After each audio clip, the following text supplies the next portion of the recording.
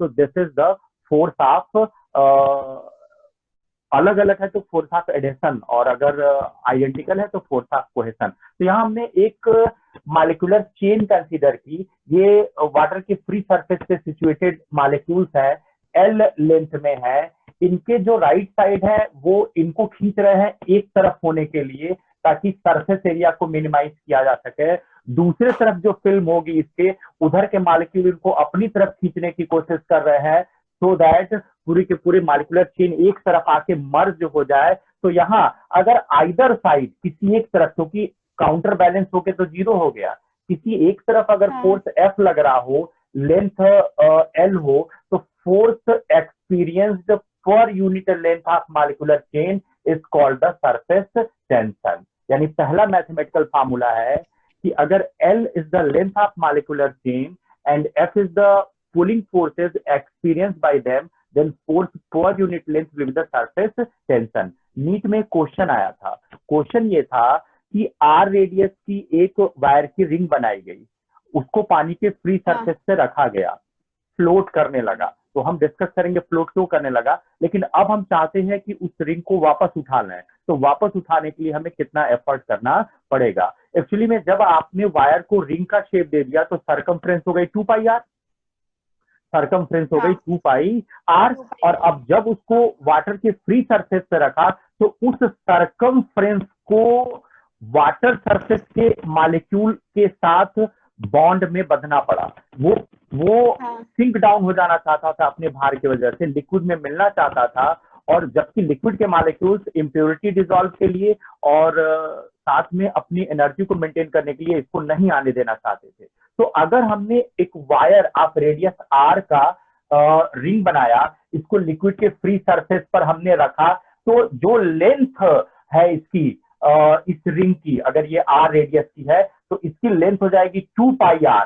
यानी कि जो मॉलिक्यूल्स है वाटर के फ्री सरफेस पर वो 2πr लेंथ में कांटेक्ट में आ जाएंगे टू द रिंग। और जब आप चाहेंगे रिंग को खींच लें, तो अगर pulling force by the molecule is F over the circumference of the ring of length 2πr, then force experienced per unit length will be the surface tension।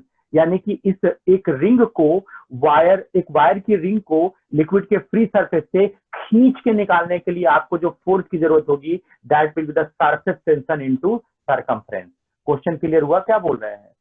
एक वायर को उन्होंने रिंग फॉर्मेट में दे दिया और अभी फ्री सरफेस पे water के रख दिया, अब कह रहे हैं उठा ले जाइए इसको, तो उठाने में कितना फोर्स लगाना पड़ेगा? आंसर है surface tension multiplied by circumference. Surface tension liquid molecules लगा रहे हैं, किसके ऊपर लगा रहे हैं? 2πr लेंथ का रिंग है, तो 2πr लेंथ में अगर हम सरफेस टेंशन मल्टीप्लाई कर दें तो पता चल जाएगा पुलिंग फोर्स। इस पे प्रॉब्लम पूछा था, मेरे ख्याल से 2016 या 17 में आया रहा होगा नीट में। ठीक है।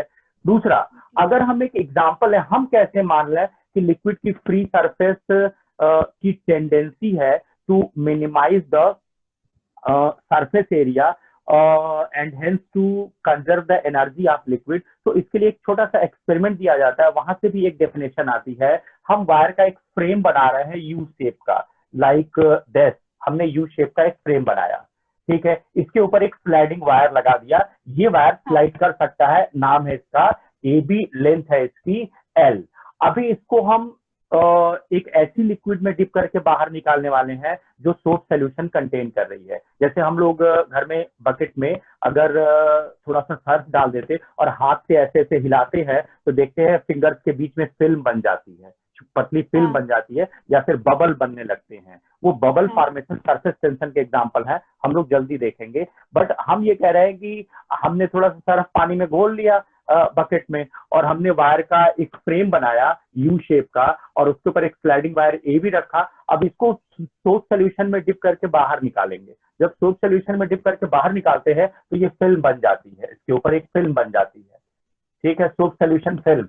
और जैसे फिल्म बनती है हम देखते हैं कि ए भी ऑटोमेटिकली स्लाइड होकर के धीरे धीरे धीरे धीरे ऊपर चढ़ने लगता है और फाइनली मर्ज हो जाता है। इस फिल्म की टेंडेंसी है to minimise the surface area. क्यों? क्योंकि ये जितनी बड़ी होगी इसके टूटने का चांस भी उतना ज्यादा होगा। इसीलिए जब हम बबलगम से या सलाइवा से बबल बनाते हैं, तो जब साइज ग्रो करती है तो फूट जाता है, क्योंकि जो जब उसका साइज ग्रो होने लगता है तो साइज ग्रो होने पर सरफेस टेंशन अपोज करता है, और हम फूंक के वर्क डन कर रहे हैं, हम एनर्जी झोंक रहे हैं, उसको बढ़ाओ एनर्जी अपनी, तो बढ़ा रहा है, लेकिन सरफेस टेंशन अपोज कर रहा है, रुको मर जाओगे। और अगर हमारे फूकने की एनर्जी सरफेस टेंशन से ज्यादा निकल गई तो बेचारा ब्लास्ट कर जाता है।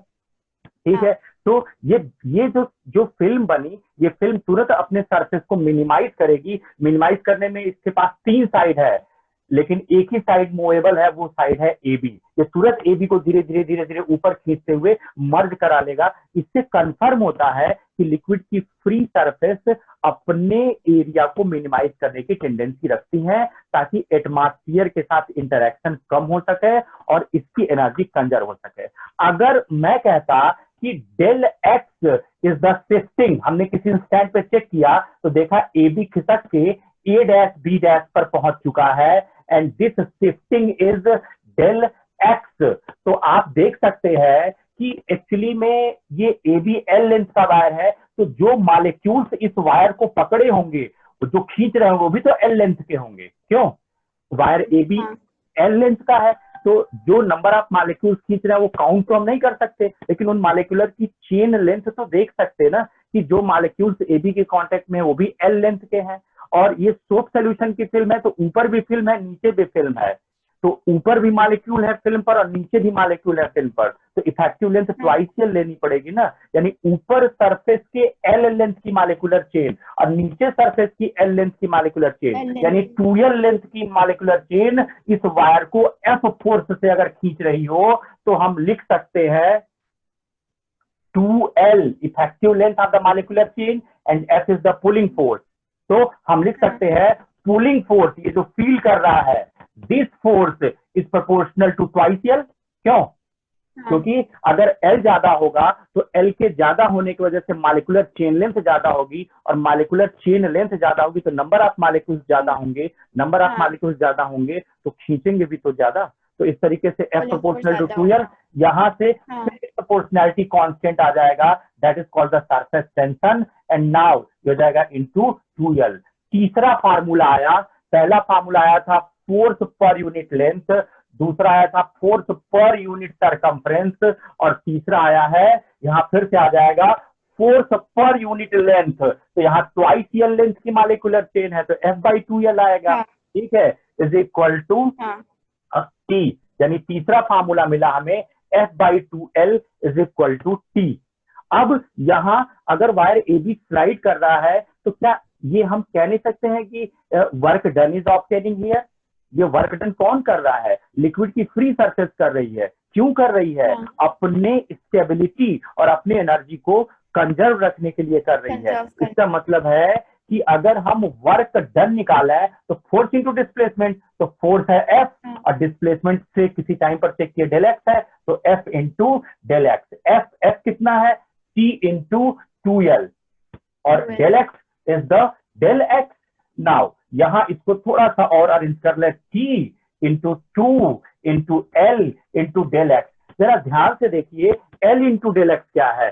L into del x change in area है, L into del x change in area, और 2 को भी एब्जॉर्ब करना है तो नेट चेंज इन एरिया, क्योंकि जितना फिल्म सिकुड़ेगी ऊपर जितना एरिया कम होगा उतना नीचे भी तो कम होगा, क्योंकि ऐसा तो है नहीं कि ऊपर सिकुड़ के छोटी हो गई और नीचे वाइड रह गई। वो तो पूरी की पूरी फिल्म चलेगी, तो जितना ऊपर एरिया चेंज होगा उतना नीचे का भी एरिया चेंज होगा। इसका मतलब है कि 2 एब्जॉर्ब हो जाएगा।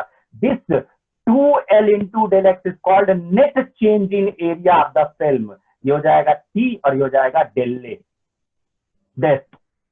ठीक है, मीन्स अगर हम del A is the change in area count कर ले जाएं तो उसमें सरफेस टेंशन को मल्टीप्लाई करते ही work done by the film निकल जाएगा। ये वर्क डन बाय फिल्म जो है यही एनर्जी है of the molecules lying over the surface, क्योंकि सरफेस के लाइंग मॉलिक्यूल ही वर्क करवा रहे हैं, यही एनर्जी वो कंजर्व करना चाहते हैं। इसका मतलब है कि सरफेस टेंशन में चेंज इन एरिया को मल्टीप्लाई करता है तो ये वर्क डन बताएगा, और वर्क डन पोटेंशियल एनर्जी के नाम से जानी जाएगी। यानी potential energy contained by the molecules lying on the free surface of liquid is the T del A. तो दो चीज है, total force upon total length. मान लेते मैं कहता कि एक थर्मोकोल की शीट है हमारे पास, एक थर्मोकोल की शीट है, इसका लेंथ L है, ब्रेथ B है, और जिस लिक्विड में डिप किए हैं उसका सरफेस टेंशन T है। ये लिक्विड के फ्री सरफेस पे तैर रहा है, हम चाहते हैं उठा लें इसको, उठा लें तो कितना फोर्स लगाना पड़ेगा? आंसर होता है force upon circumference is equal to surface tension. तो फोर्स अपॉन सरकमफ्रेंस हो जाएगा L plus B plus L plus B. Area से नहीं मतलब होता है, सरकमफ्रेंस से मतलब होता है। ठीक है, हमेशा सरफेस टेंशन में ये बात याद रखनी है, एरिया वॉल्यूम से कोई लेना देना नहीं है। यहाँ जैसे आर्किमिडीज में हमें एरिया से भी मतलब होता है कितना एरिया पानी में डूबा, कितना वॉल्यूम पानी में डूबा, और यहाँ सरफेस टेंशन में हमें सिर्फ इससे मतलब होता है कि जो ऑब्जेक्ट है उसका पेरीफेरी कितना है, उसका पेरीफेरी, क्योंकि वो उसी को पकड़कर मॉलिक्यूल, लिक्विड के मॉलिक्यूल पकड़कर खींचने की कोशिश कर रहे होंगे उसको। तो यहाँ इस थर्मोकोल को खींचने में जो हमें फोर्स लगाना पड़ेगा, खींच के बाहर निकालने में, वो F अगर हो तो अपॉन सरकमफ्रेंस, सरकमफ्रेंस हो जाएगा L plus B plus L plus B is equal to surface tension. Now surface tension is known, L is known, B is known, तो फिर पुलिंग फोर्स निकल जाएगा। तो इस तरीके से हमारे पास सरफेस टेंशन का पहला फार्मूला है फोर्स अपॉन लेंथ। अगर रिंग को हम वाटर की फ्री सरफेस से खींच के बाहर निकालना चाहते हैं तो F अपॉन 2πr। अगर हम एक सोप फिल्म हमने किसी वायर पर किसी फ्रेम में बना रखी है और उसमें L is the length of sliding wire, तो वहां सरफेस टेंशन होगा पुलिंग फोर्स अपॉन 2L। और अगर डेल ए एरिया चेंज देख रहे हैं इन द वाटर फिल्म और in soap solution film, del A से एरिया चेंज कर पा रही है ये अपना owing to the surface tension T, then multiplying T to the change in area will be the surface energy are called work done। Surface energy या potential energy या work done. एक छोटा सा क्वेश्चन पूछा था नीट में, ये NEET का नहीं था, यूपीसीपीएमटी था, कि अगर हम सलाइवा से एक बबल बनाए, सलाइवा से माउथ में एक हम बबल बनाए ऑफ रेडियस 5 mm, ठीक है, जबकि surface tension of the liquid is 2 × 10⁻⁷ Newton पर मीटर, तो बताइए कितना वर्क करना होगा? जब सलाइवा माउथ में था तो नो स्फेरिसिटी, कोई स्फीयर नहीं बना था, एरिया 0 लेंगे। और जब उसको गोल करके, जब उसको इकट्ठा करके और फूंक के बबल बनाने की कोशिश कर रहा है तो एरिया कितना हो जाएगा? अगर रेडियस इज 5 mm तो वो तो स्फीयर बनेगा ना, स्फीयर बनेगा। तो स्फीयर का सरफेस एरिया कितना होता है? 4πr²। यानी जब माउथ में था तो 0 एरिया, और जब 5 mm रेडियस का वो बल्ब बनेगा तो एरिया विल बी 4πr²। तो एरिया कितना हो जाएगा? हो जाएगा 4πr² - 0। पहले तो सलाइवा था 0 और अभी 5 mm रेडियस का हो गया तो 4πr²। इसका मतलब है माउथ में अगर सलाइवा से हम एक बबल बनाने की कोशिश करें आप रेडियस r, तो कितना दम लगेगा, कितना आपकी एनर्जी एग्जॉस्ट होगी? आंसर है T del A, T del A, T is the T और del A is the 4πr²। निकल गया। है W work done to make a saliva bubble of radius 5 mm। Answer is the tension, surface tension कितना है saliva का, that is water का, and जब वो माउथ में था तो 0 रेडियस था, जब वो बबल बना तो उस केस में वो 4πr² एरिया का हो गया, तो change in area will be 4πr²। यहाँ T पुट कर देना है, यहाँ R पुट कर देना है इन MKS यूनिट। क्या हमें आंसर नहीं मिल जाएगा? सीधे जूल में मिल जाएगा। आ जाइए तीसरा, पहला पार्ट था डिफाइनिंग अ सरफेस टेंशन, दूसरा पार्ट था वर्क डन या सरफेस एनर्जी कैसे मेजर होती है, तीसरा पार्ट ये है कि लिक्विड की फ्री सरफेस जो है, लिक्विड की फ्री सरफेस वो एक लिक्विड की फ्री सरफेस एक स्ट्रेच्ड मेम्ब्रेन की तरह बिहेव करती है। और जब भी हम उस मेम्ब्रेन को चेक करते हैं तो देखते हैं या तो वो कॉन्वेक्स मिलती है या कॉनकेव मिलती है, कभी वो फ्लैट नहीं मिलती, कभी भी वो फ्लैट नहीं मिलती, वो या तो कॉनकेव हो जाएगी या फिर कॉन्वेक्स हो जाएगी। तो लिक्विड की ये जो टेंडेंसी है, लिक्विड की फ्री सरफेस की जो टेंडेंसी है to minimise its surface area and hence to acquire a shape like convex or concave is called meniscus formation। तो हमें ये जानना है why the free surface of liquid either becomes convex or become concave, means जब भी ठीक हम है। कंटेनर में फिल्ड लिक्विड को देखने की कोशिश करेंगे तो देखेंगे कि लिक्विड की फ्री सरफेस कभी भी आपको प्लेनर नहीं दिखेगी। जब भी आप देखोगे हाँ तो वो आपको कर्व्ड ही दिखेगी। फॉर एग्जाम्पल, आप बकेट में पानी भर के ध्यान से देखो, आपको नहीं पता चलेगा कर्व। क्यों? क्योंकि जैसे अर्थ का कर्वेचर है, लेकिन अर्थ का रेडियस तो है, लेकिन अर्थ इतनी बड़ी है, आपको स्फेरिसिटी नहीं दिखाई देती। उसी तरह बकेट इज अ हाँ टू बिग, लेकिन अगर आप कैपिलरी ट्यूब ले लें, such as refill of the pen, आप पेन की रिफिल निकालिए और उसको बाहर निकाल के ऐसे हवा में उठा के देखिए, देखिए कॉन्केव बना हुआ है उसमें।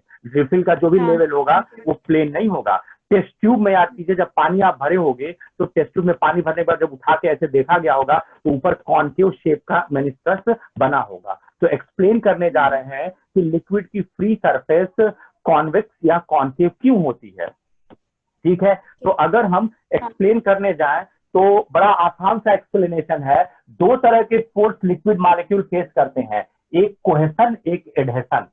और लिक्विड के फ्री सरफेस पर सिचुएटेड मॉलिक्यूल्स एक ऐसी स्टेट में मेंटेन होने की कोशिश करते हैं कि उनका एनर्जी स्टेट मिनिमम हो। एनर्जी स्टेट मिनिमम होगा तो वो इक्विलिब्रियम में होंगे और ज्यादा समय तक वो अपनी पोजीशन में मेंटेन रह पाएंगे। यानी लिक्विड के फ्री सरफेस का कॉन्वेक्स या कॉन्केव होना मॉलिक्यूल्स के बीच काम करने वाले एडहेशन और कोहेशन फोर्स की वजह से है।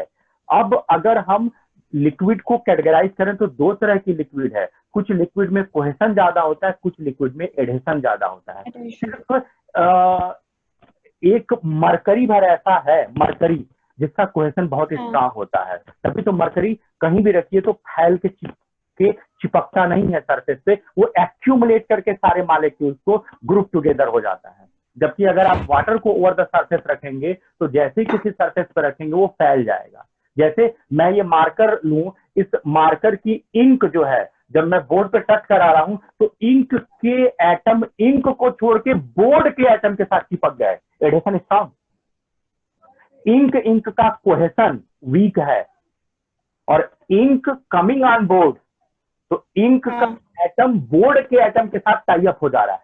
यानी कि इंक बनाने हाँ में कहते हैं जर्मन टेक्नोलॉजी है, जापानीज टेक्नोलॉजी है, या वाट एवर भी टेक्नोलॉजी, क्या हाँ टेक्नोलॉजी है हाँ कि इंक के मॉलिक्यूल्स का कोहेशन वीक कर दिया गया।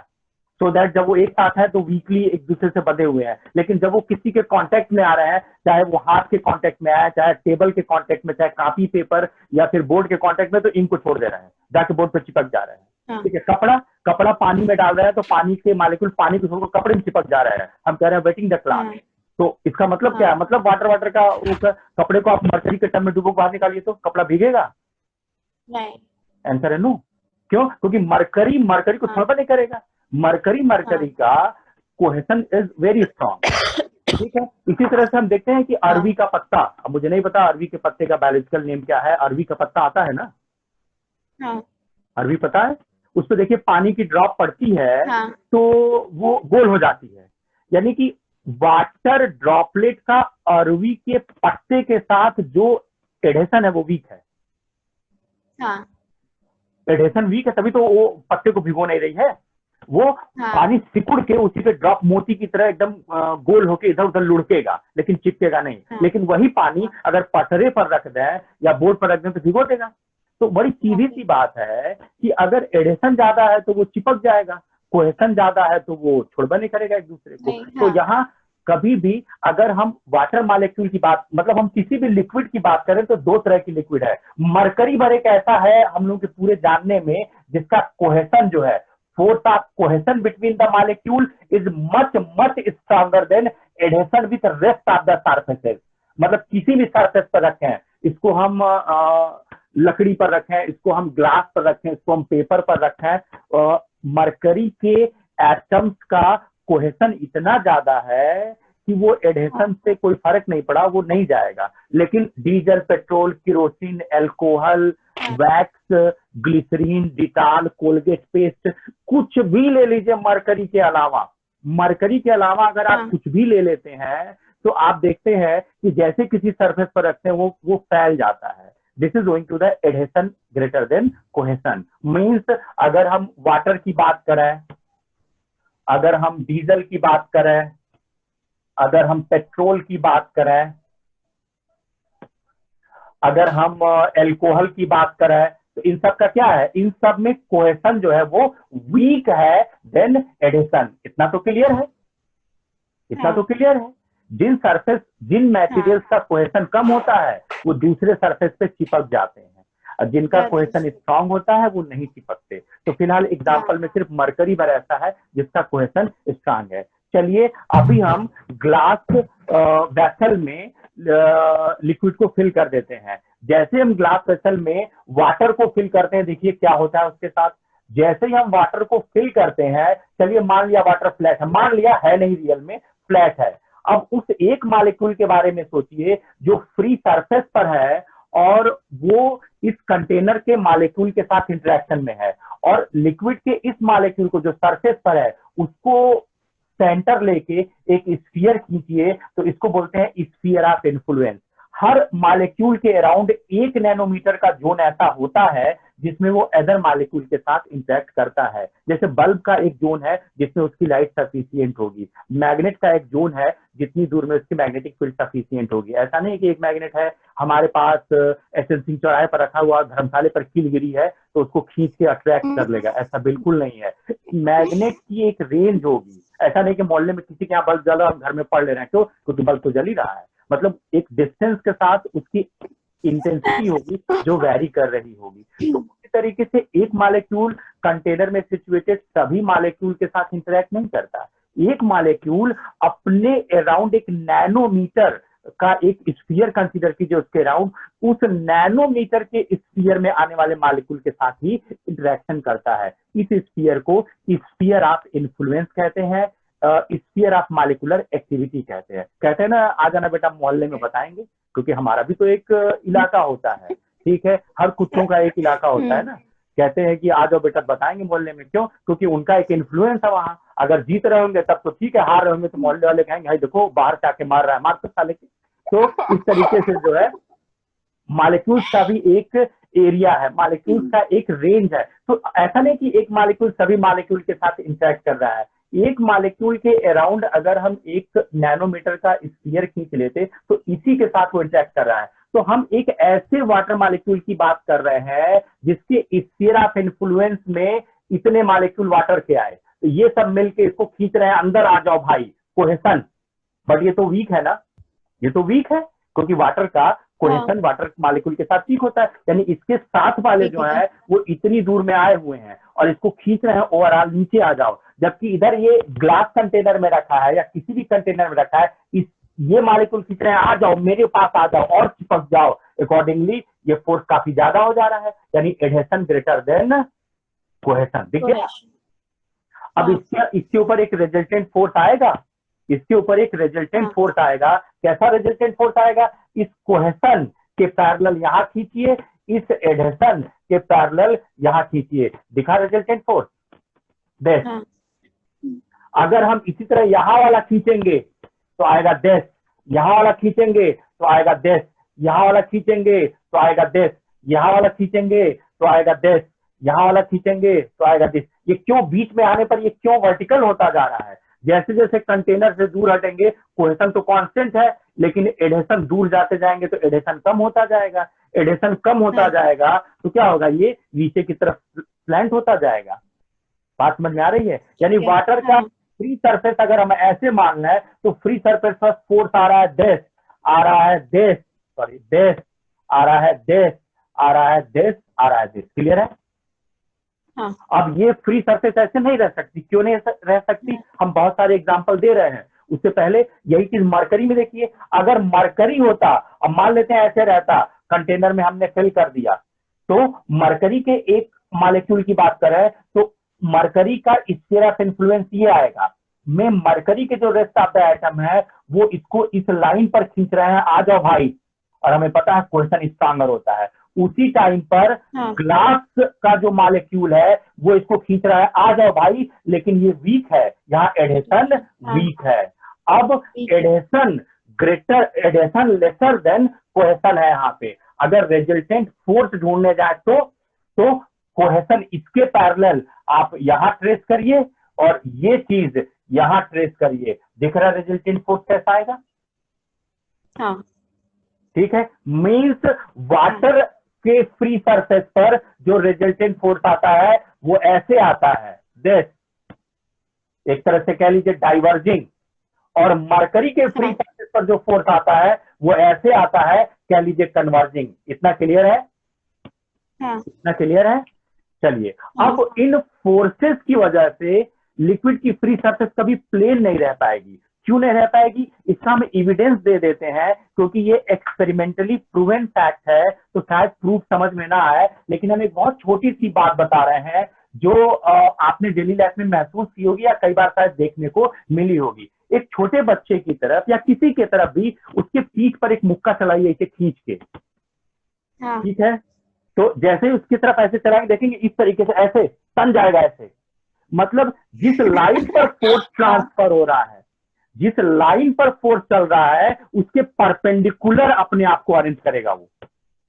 हम और भी एग्जांपल दे रहे हैं, यानी कि अगर हम किसी सरफेस पर बॉल थ्रो कर रहे हैं और अगर उस सरफेस पर हम बॉल को टच होने दें इन सच अ वे कि जो चलने की डायरेक्शन है और जो सरफेस का नॉर्मल है वो कॉन्साइड हो जाए, तो उस बॉडी में जर्क या अमाउंट ऑफ फोर्स रीच्ड ये मिनिमम हो जाएगा। मतलब एक छोटे बच्चे की तरफ हाथ चलाइए तो अपना शरीर ताड़ना शुरू कर देता है। This is owing to the हाँ फैक्ट दैट कि फोर्स उसके बॉडी पर परपेंडिकुलरली एक्ट करे। दूसरा एग्जांपल ले लीजिए और अच्छा है, अच्छे समझ में आएगा। एक ग्लास में पानी लीजिए, एक ग्लास में पानी लीजिए तो ऐसा दिखेगा इस तरीके से। इसको सडन अपनी तरफ खींच लीजिए झटके से, क्या होगा? जैसे ही झटके से एक साइड खींचेंगे अपनी तरफ, पानी पीछे ऐसे हो जाएगा, टिल्ट हो जाएगा, फट से ऐसे हो जाएगा, ऐसे हो जाएगा, ऐसे। हाँ सही है? हाँ अब क्यों ऐसे हो गया? पहले अगर ये ऐसे था इन रेस्ट, तो अभी ये टिल्ट क्यों हो गया? अब आइए काज पर। काज ये है कि पहले जब रेस्ट में था तो सिर्फ इसका वेट डाउन साइड काम कर रहा था, और जब आपने इसको अचानक खींचा तो सूडो फोर्स जनरेट हो गया एम में। क्यों? जिधर अगर बस हाँ चल देती है अचानक आगे तो पीछे गिरते हैं ना हम लोग, ब्रेक ऑपोजिट लगाते तो आगे आते डायरेक्शन। हैं हाँ ना। तो अगर हमने हाँ इसको फट से आगे खींच दिया तो इसके ऊपर तुरंत mass of the liquid is M and acceleration provided is A, तो सूडो फोर्स हो जाएगा हाँ एम में हाँ एम और इसका वेट हो जाएगा M G. M G. M G और एम ए का रिजल्टेंट क्या होगा? एम ए और एम जी का रिजल्टेंट यहां कहीं आएगा? ध्यान से हाँ देखिए क्या हो गया। हमेशा लिक्विड की फ्री सरफेस रिजल्टेंट फोर्स के परपेंडिकुलर होती है। प्रूव हो गया?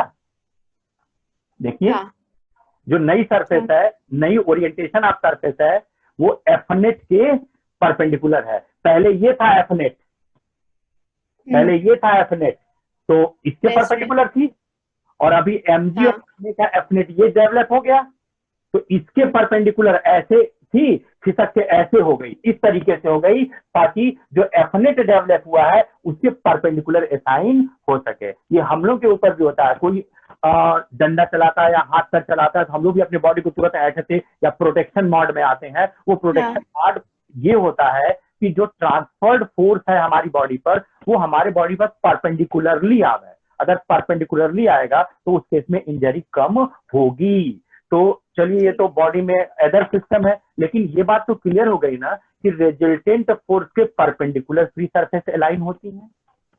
हाँ जब भी एफनेट हाँ आएगा तो उसके परपेंडिकुलर अलाइन होंगी। अब जरा सोचिए, ये किसका डायग्राम था? वाटर का था कि मरकरी का था? वाटर। वाटर का था ना। अब सोच के देखिए, परपेंडिकुलर, इसका परपेंडिकुलर, इसका परपेंडिकुलर, इसका परपेंडिकुलर, इसका परपेंडिकुलर, इसका परपेंडिकुलर, कैसा शेप आ रहा है? दिखा? हाँ इस देखिए, कॉनकेव। इसके परपेंडिकुलर ये, ठीक है, हाँ इसके परपेंडिकुलर ये दिख रहा है, दिख रहा है, हाँ ये दिख रहा है, हाँ ये दिख रहा है। हम्म, क्लियर है? वाटर की फ्री सरफेस कॉन्केव क्यों हो जाती है? वाटर की फ्री सरफेस पर कोहेशन और एडेशन दोनों लग रहे हैं। इन दोनों फोर्स का resultant makes the free surface of water to be the concave. अगर मरकरी की बात करें, मरकरी की बात करें तो मरकरी के केस में देखिए, मरकरी के केस में हम लोगों ने कैसे देखा था? ए रिजल्ट जो भी एफनेट आ रहा था पॉइंट टू पॉइंट, वो ऐसे आ रहा था। परपेंडिकुलर ये हो जाएगा, परपेंडिकुलर ये हो जाएगा, परपेंडिकुलर ये हो जाएगा। ये देखिए, हाँ दिख रहा है? यानी कॉन्वेक्स, हाँ। मरकरी की फ्री सरफेस कॉन्वेक्स हो गई। ये देखिए क्यों, ए दिस ये हो गया। मीन्स यहाँ आ जाएगा दिस, यहाँ आ जाएगा दिस, यहाँ आ जाएगा दिस। मतलब जो कोहेसन एडहेसन होते हैं वो लिक्विड की फ्री सरफेस को या तो कॉन्वेक्स कर देते हैं या कॉनकेव कर देते हैं। कॉनकेव, ठीक है, तब जाके लिक्विड स्टेबल होती है। तो इसका मतलब है लिक्विड की फ्री सरफेस कभी भी आपको वो प्लेन नहीं मिलेगी, वो कोहेसन और एडेशन के झगड़े में हमेशा कर्व्ड हो जाएगी। इस कर्व्ड सरफेस को मेनिस्कस कहते हैं। ठीक है, अब यहाँ एक डेफिनेशन आता है, एक पैरामीटर आता है कॉल्ड एंगल ऑफ कांटेक्ट, और एक पैरामीटर आता है एक्सेस प्रेशर। दो पैरामीटर आते हैं। तो चलिए देखते हैं एंगल ऑफ कांटेक्ट क्या है। एंगल ऑफ कांटेक्ट, अब इसका मतलब है लिक्विड की फ्री सरफेस या तो कॉन्वेक्स या कॉनकेव, कभी प्लेन नहीं मिलेगी।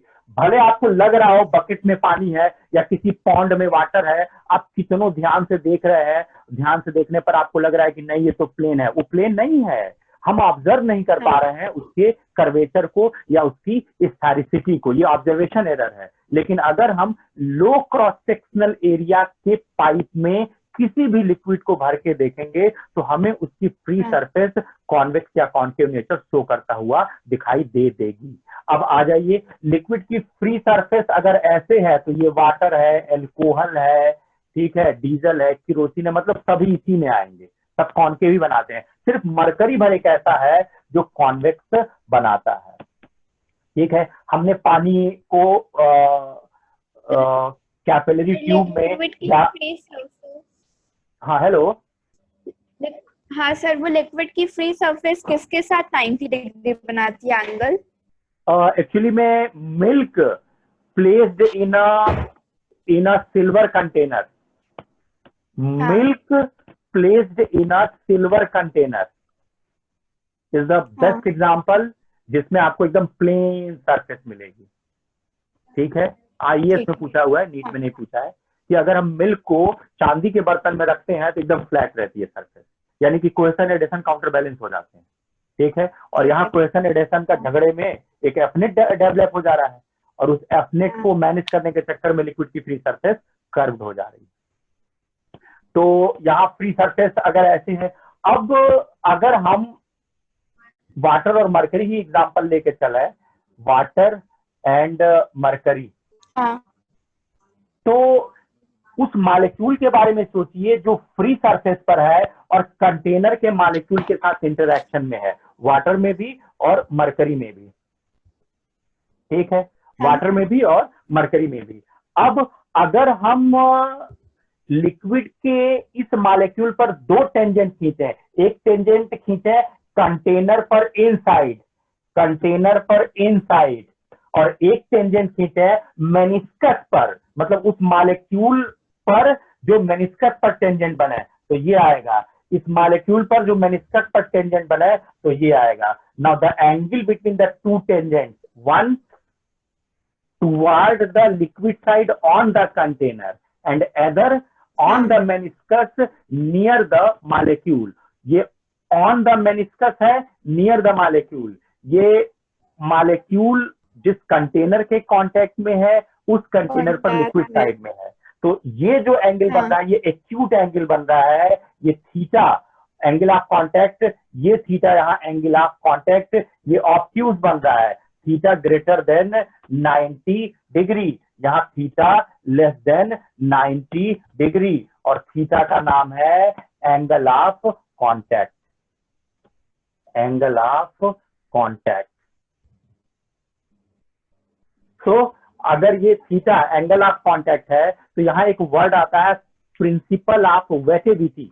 नीट यूपीसीपीएमटी और इसके पहले एम्स ने पूछा था कि वाटर किसी भी सरफेस को क्यों भिगो देता है, उसमें ऑप्शन तो यही होना चाहिए था कि जो है एडहेशन ज्यादा था इसलिए भीग गई सरफेस, लेकिन वो एडहेशन का ऑप्शन ही नहीं था। उसमें ऑप्शन था angle of contact is less than 90 degree, यानी किसी सरफेस, किसी लिक्विड का किसी सरफेस को भिगो देना is owing to the angle of contact. अगर angle of contact less than 90 है तो एडहेशन ज्यादा होगा, और वो सरफेस पे चिपक जाएगी। तो यानी कि वेटिविटी का कॉन्सेप्ट एडेशन कोहेशन के बेसिस पर नहीं दिया गया, एंगल ऑफ कांटेक्ट की बेसिस पर दिया गया। कहते हैं जिन लिक्विड का angle of contact less than 90 degree होता है, वेट्स द सरफेस, जो भी हो वेट्स दी सरफेस, वो सरफेस को भिगोएंगी। और अगर angle of contact greater than 90 degree है तो नॉट वेटिंग द सरफेस, नहीं वेट करेगी ये, not waiting the surface, not waiting the surface. Clear है? तो वेटिविटी का कॉन्सेप्ट आ रहा है कि अगर angle of contact less than 90 degree है तो वेट्स द सरफेस, और अगर ग्रेटर देन 90 डिग्री है तो नॉट वेट द सरफेस। तो एंगल ऑफ कांटेक्ट एंड वेटिविटी प्रिंसिपल हमने एक्सप्लेन किया। आ जाइए, दूसरा आता है एक्सेस प्रेशर। एक्सेस प्रेशर क्या होता है? जब लिक्विड की फ्री सरफेस फ्लैट होगी तो इसके मॉलिक्यूल, एक मॉलिक्यूल को अगर सोचें तो चारों तरफ इक्वली अट्रैक्ट होगा ना। लिक्विड की फ्री सरफेस अगर फ्लैट हो, हम ऊपर और नीचे की बात नहीं कर रहे हैं, हम सरफेस पे चारों ओर की बात कर रहे हैं, तो सरफेस पे चारों ओर इक्वली खींचेगा। अब बोर्ड पर कैसे दिखाएं? तो बोर्ड पर चारों ओर तो दिखेगा ना, लेकिन दो ओर तो दिख जाएगा ना। अगर ये प्लेन है ऐसे लिक्विड की फ्री सरफेस, ये एक मॉलिक्यूल है, जितना इधर खिंचाएगा उतना इधर खिंचाएगा, काउंटर बैलेंस हो गया, काउंटर बैलेंस हो गया। लेकिन अगर ये कॉनकेव है या कॉन्वेक्स है तो जरा सोच के देखिए, जब यहाँ के मॉलिक्यूल को देखेंगे तो टेंजेंशियली इधर खिंचा रहा है, इधर वाले सब मिलके खींच रहे हैं, बेटा इधर आ जाओ, और इधर वाले मिलके खींच रहे हैं, इधर आ जाओ। अब ये सरफेस टेंशन है, ये वही सरफेस टेंशन है जो आपने निकाला, F/L, F/2L, F/2πr and F/L + B + L + B। याद आया? ये वही वाला फोर्स है, तो वही वाला फोर्स अपॉन लेंथ है। तो ये सरफेस टेंशन, क्या इस सरफेस टेंशन का एक कंपोनेंट ये और ये नहीं हो जाएगा? क्या इस सरफेस टेंशन का एक कंपोनेंट ये और ये नहीं हो जाएगा? क्या ये और ये काउंटर बैलेंस नहीं हो जाएंगे? क्या ये कंपोनेंट नहीं बच गया? ये जो कंपोनेंट बच गया, ये या तो 40/r होता है या 2t/r होता है। हम अभी एक्सप्लेन कर दे रहे हैं कि कब 2t/r लेते हैं और कब 40/r लेते हैं। अरे अगर बबल होता है, सोप बबल, तो 40/r लेते हैं, क्योंकि कैसे दो सरफेस है। और अगर ड्रॉपलेट है तो ड्रॉपलेट के केस में 2t/r लेते हैं, क्योंकि एक ही सरफेस होता है। ठीक है, हम अच्छे से एक्सप्लेन कर दे रहे हैं। फिलहाल हम सिर्फ इतना कह रहे हैं कि लिक्विड की जो फ्री सरफेस है, वो फ्री सरफेस अगर कॉनकेव या कॉन्वेक्स हो जाए तो उसके ऊपर एक एक्सेस प्रेशर काम करता है। प्रेशर क्यों कह रहे हैं, जरा सोच के देखिए। तो ये सरफेस टेंशन अपॉन रेडियस का डायमेंशन में प्रेशर नहीं होगा क्या? सरफेस टेंशन था force upon length, force upon length, और अपॉन ये रेडियस कैसा? ये जो कॉनकेव है, इसको पूरा करने से एक गोला बनेगा ना। इसकी भी तो एक रेडियस आएगी, मेनिस्कस रेडियस, ये वो रेडियस है। यानी surface tension divided by radius. तो सरफेस टेंशन होता था फोर्स अपॉन लेंथ और डिवाइडेड बाय रेडियस। तो क्या length into radius dimensionally area नहीं हो गया क्या? अरे length in metre, radius in metre, तो मीटर स्क्वायर। इसका मतलब है फोर्स अपॉन एरिया, प्रेशर हो गया ना। तो इसका मतलब है सरफेस टेंशन के जो कंपोनेंट बच जाते हैं उनको एक्सेस प्रेशर कहते हैं। सरफेस टेंशन के जो कंपोनेंट बच जाते हैं, ये और ये कंपोनेंट कैंसिल हो गए, लेकिन ये कंपोनेंट बच गया। ये जो कंपोनेंट बच गया, इसको सॉल्व करते हैं तो हम कह रहे हैं या तो 40/r आता है या 2t/r आता है, कॉल्ड द एक्सेस प्रेशर। हम कह रहे हैं कि अभी एक्सप्लेन कर देंगे कि 40/r कब और 2t/r कब। अब आ जाइए, अगर यही कॉन्वेक्स होता तो कॉन्वेक्स के केस में देखिए, एक मॉलिक्यूल अगर हम यहां सोचे तो उसके राइट हैंड साइड वाले उसको टेंजेंशियली खींच रहे हैं, इधर आ जाओ, और इधर वाले खींच रहे हैं, इधर आ जाओ, ताकि सरफेस को मिनिमाइज किया जा सके और एटमॉस्फेरिक इंटरेक्शन कम हो सके। तो ये टेंजेंशियली इधर खिंचाया, टेंजेंशियली इधर खिंचाया, ये दोनों काउंटर बैलेंस नहीं होंगे। क्यों नहीं होंगे? इसका कंपोनेंट आएगा दिस एंड दिस, इसका कंपोनेंट आएगा दिस एंड दिस। अकॉर्डिंगली ये और ये तो कट भी जाएगा, हाइट फिर बढ़ जाएगा। अगर इसको सॉल्व कर पाते या करते तो ये आता आइदर 40/r और 2t/r। 40/r और 2t/r को हम एक्सेस प्रेशर कहते हैं। हेलो हेलो, हाँ सर, साउंड आ रहा है ना? हाँ हाँ हाँ ठीक है। तो अब देखिए इसको जरा समरी के फॉर्मेट में, क्योंकि हमको तो न्यूमेरिकल लगाना है, डेरिवेशन से तो मतलब है नहीं।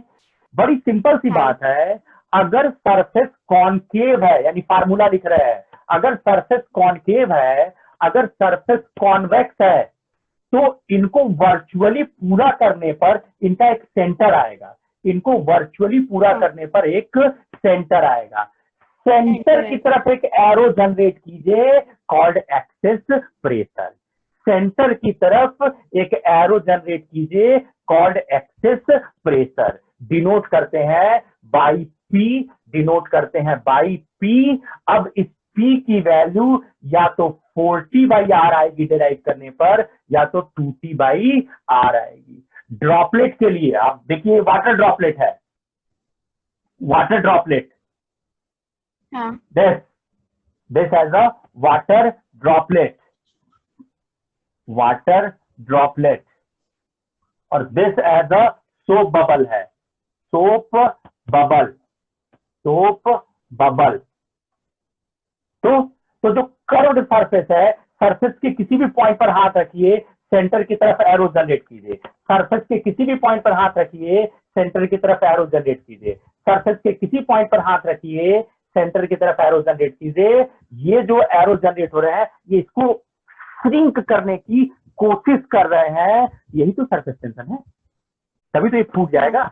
आप माउथ से प्रेशर बढ़ा के इसकी साइज बढ़ाने की कोशिश कर रहे हैं, और ये एरो क्या कर रहा है, इसे कह रहे हैं छोटा हो और छोटा हो। क्यों? क्योंकि जितना छोटा होगा एटमॉस्फेयर के साथ इंटरेक्शन उतना कम होगा। ठीक है, ये जो एक्सेस प्रेशर है ड्रॉपलेट का, जब वर्ड ड्रॉपलेट आएगा तो 2T/R लगाएंगे formula, 2T/R toward centre. Clear है? हाँ। हेलो? हाँ सर। और इधर जो है जो लगाएंगे इसमें आप इसको डबल कर लो। डबल क्यों? आउटर सरफेस, इनर सरफेस, तो इनर सरफेस का आएगा सेंटर की तरफ 2T/R, और आउटर सरफेस का भी सेंटर की तरफ आएगा 2T/R, तो कितना हो जाएगा? 4T/R। ठीक है, इसका मतलब है सोप बबल के किसी सरफेस पर हाथ रखें और टुवर्ड सेंटर एरो जनरेट करें, तो ये एरो एक्सेस प्रेशर के एरो हैं जो सोप बबल की साइज को ग्रो करने से रोक रहे हैं।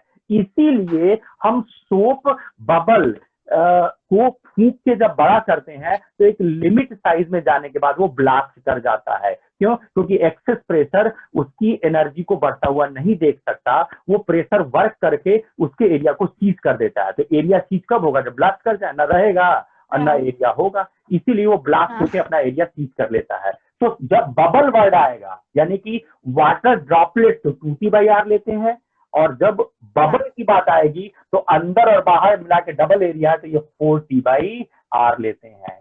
यहाँ तक? हाँ। अब नीट 2020 के लिए दो प्रॉब्लम आपको बता रहे हैं। अभी ये बचा हुआ है, इसमें काफी ज्यादा बचा हुआ है, ज्यादा का मतलब एक लेक्चर और लेना पड़ेगा, बट अभी हम आ रहे हैं इसकी न्यूमेरिकल पर। इसका न्यूमेरिकल कैसा आता है ये देख लेते हैं। इसमें एक न्यूमेरिकल बहुत फेमस है, उस न्यूमेरिकल में जाने से पहले जरा डिस्कशन देख लीजिए, तो तब हम न्यूमेरिकल बताते हैं क्या है। जैसे एक ड्रॉपलेट और मल्टीपल ड्रॉपलेट, एक ड्रॉपलेट और मल्टीपल ड्रॉपलेट। आप कभी भी लाल किला जाइए, दैट इज रेड फोर्ट, या कभी भी किसी बड़े जैसे ताजमहल जाइए, या फिर कोई भी जो पुरानी बिल्डिंगें हैं, चार मीनार एंड सो ऑन, या कोई बहुत बड़ी राजभवन ही जाइए, दिल्ली का सांसद भवन है, या फिर यहाँ विधानसभा है, लेजिस्लेचर असेंबली इन लखनऊ, तो हमेशा वहां आप देखेंगे ग्राउंड में एक वाटर फाउंटेन होता है। तो क्या वो फैशन के लिए होता है? अगर हमें एक बड़ी सी जमीन मैं ले लूं और घर के आगे वाटर फाउंटेन लगाओ, तो शायद ना पता हो तो मानेंगे, ये तो यही मानेंगे कि अरे फैशन है ये। ठीक है, जैसे गोरखपुर में चौराहों पर लगा हुआ है, रियल में वो फैशन नहीं है, रियल में उसके पीछे फिजिक्स क्या है ये समझिए। कब वाटर की एनर्जी ज्यादा होगी? जब वो किसी कंटेनर में बैठा होगा या हवा में जब वो स्प्रे होगा, कब उसकी एनर्जी ज्यादा होगी? ऑब्वियसली जब वो हवा में स्प्रे हो जाएगा। क्यों? क्योंकि स्प्रे होने पर छोटी छोटी बूंदें बनेंगी, हर बूंदों का सरफेस होगा। किसके पास सरफेस एरिया ज्यादा है? कंटेनर में रखे लिक्विड के पास, कि हवा में उछाल दिए गए लिक्विड के पास? किसके पास एनर्जी? ऑब्वियसली। इसका मतलब है वाटर फाउंटेन में हम करते क्या है, कंटेनर में जो लिक्विड थोड़े से एरिया में है उसको पंप से हम हवा में उछाल देते हैं। हाँ। अब जब वो हवा में उछल गया तो छोटी छोटी ड्रॉपलेट में टूटने की कोशिश कर रहा है। अब अगर वो ड्रॉपलेट में टूटा है तो एनर्जी डिमांड करेगा ना। क्यों? क्योंकि उसको सरफेस बनाने के लिए एनर्जी चाहिए ना, क्योंकि वो हाँ। मिनिमम सरफेस एरिया में रहना चाहता था, तो कंटेनर में मिनिमम सरफेस एरिया में था, हमने पंप से उठा के फेंक दिया, उसको उठा के फेंक दिया, तो अब सर्वाइवल के लिए स्ट्रगल करने लगा ये। अब एटमॉस्फेयर में ये छोटे छोटे टुकड़े में टूटेगा, तो जब ये टूटेगा तो एनर्जी की डिमांड करेगा, क्योंकि हर छोटी ड्रॉपलेट की एक सरफेस आएगी, उस सरफेस हाँ। को मेंटेन करने के लिए इसको एनर्जी की जरूरत पड़ेगी। ये एटमॉस्फेयर से टेम्परेचर एब्जॉर्ब कर लेगा, यानी कि ठंडक का एहसास दिलाने के लिए जो बड़ी बड़ी बिल्डिंगें होती हैं उसमें वाटर फाउंटेन लगाए, यानी ठंडियों में वाटर फाउंटेन नहीं चलाए जाते, ठीक है, गर्मियों में वाटर फाउंटेन चलाए जाते हैं, क्योंकि वो गर्मी को बहुत तेजी से एब्जॉर्ब करते हैं, इसलिए वाटर फाउंटेन लगे। तो अलग बात है कि गोरखपुर में एक या दो जगह है वो पूरा साल भर चलता रहता है, तो वो गर्मी कंट्रोल, हाँ, वो गर्मी कंट्रोल करने के लिए लगाया नहीं गया, वो तो फैशन में लगाया गया, क्योंकि आंखों को अच्छा लगता है। अभी पूछ दे अधिकारियों से कि सर वाटर फाउंटेन क्यों लगाया, तो यही बोलेगा सुंदरीकरण हुआ है।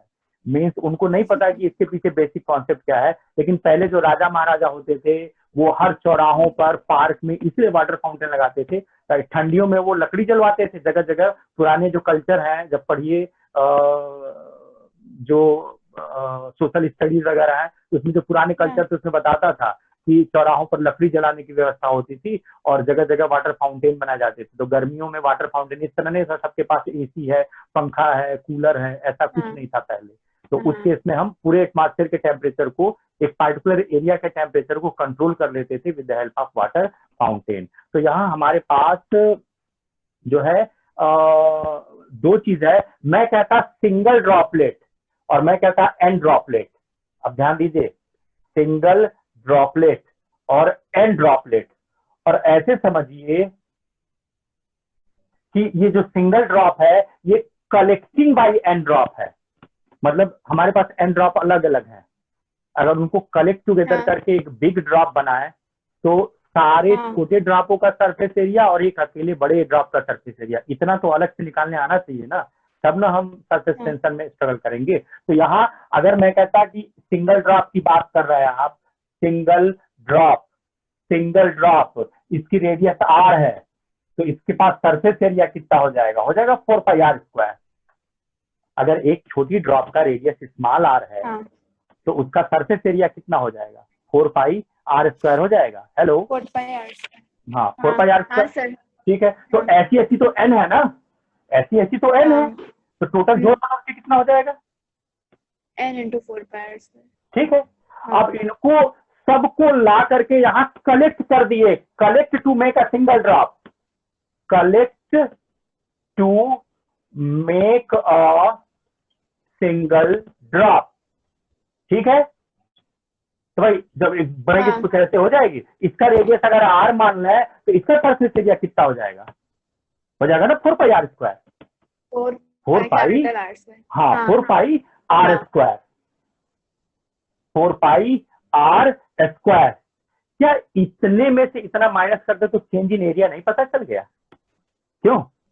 जब अलग अलग थी तो इतना एरिया थी, जब कलेक्ट टुगेदर हुई तो इतना हो गई, तो चेंज इन एरिया कितना हुआ, चेंज इन एरिया हो जाएगा, वो ज्यादा होगा ये कम होगा, अकेले अकेले मिला के ज्यादा था और कंबाइन टुगेदर होने पर कम हो गया, यानी चेंज इन एरिया हो जाएगा n into 4 pi R square minus 4 pi R square. ये एक कैलकुलेशन आना चाहिए आपको कि n ड्रॉपलेट्स का कलेक्ट टुगेदर होने पर चेंज इन एरिया कितना होता है, ठीक है।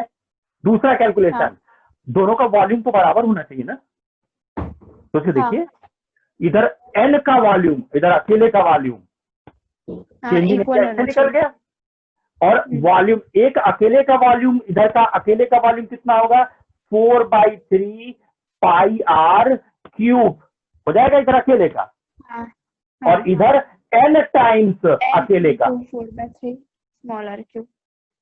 बेनिफिट, अगर बड़े वाले का रेडियस पता है तो छोटे वाले का निकल जाएगा, और छोटे वाले का पता है बड़े वाले का निकल जाएगा, यानी दोनों रेडियस आपको नहीं दिए जाते, कोई एक ही दिया जाता है। तो छोटे रेडियस और बड़ी रेडियस में ये रिलेशन है, ये कैंसिल हो गया 4/3 पाई। तो ये दो चीज आपको पता होनी चाहिए। सेशन खत्म हो रहा है तो ठीक है, हम कल फिर मिलेंगे 8 से 9 में, हम इतने का नोट आज ट्रांसफर कर दे रहे हैं, ठीक है। Okay sir, thank you. हाँ ओके। जो हम पूछे।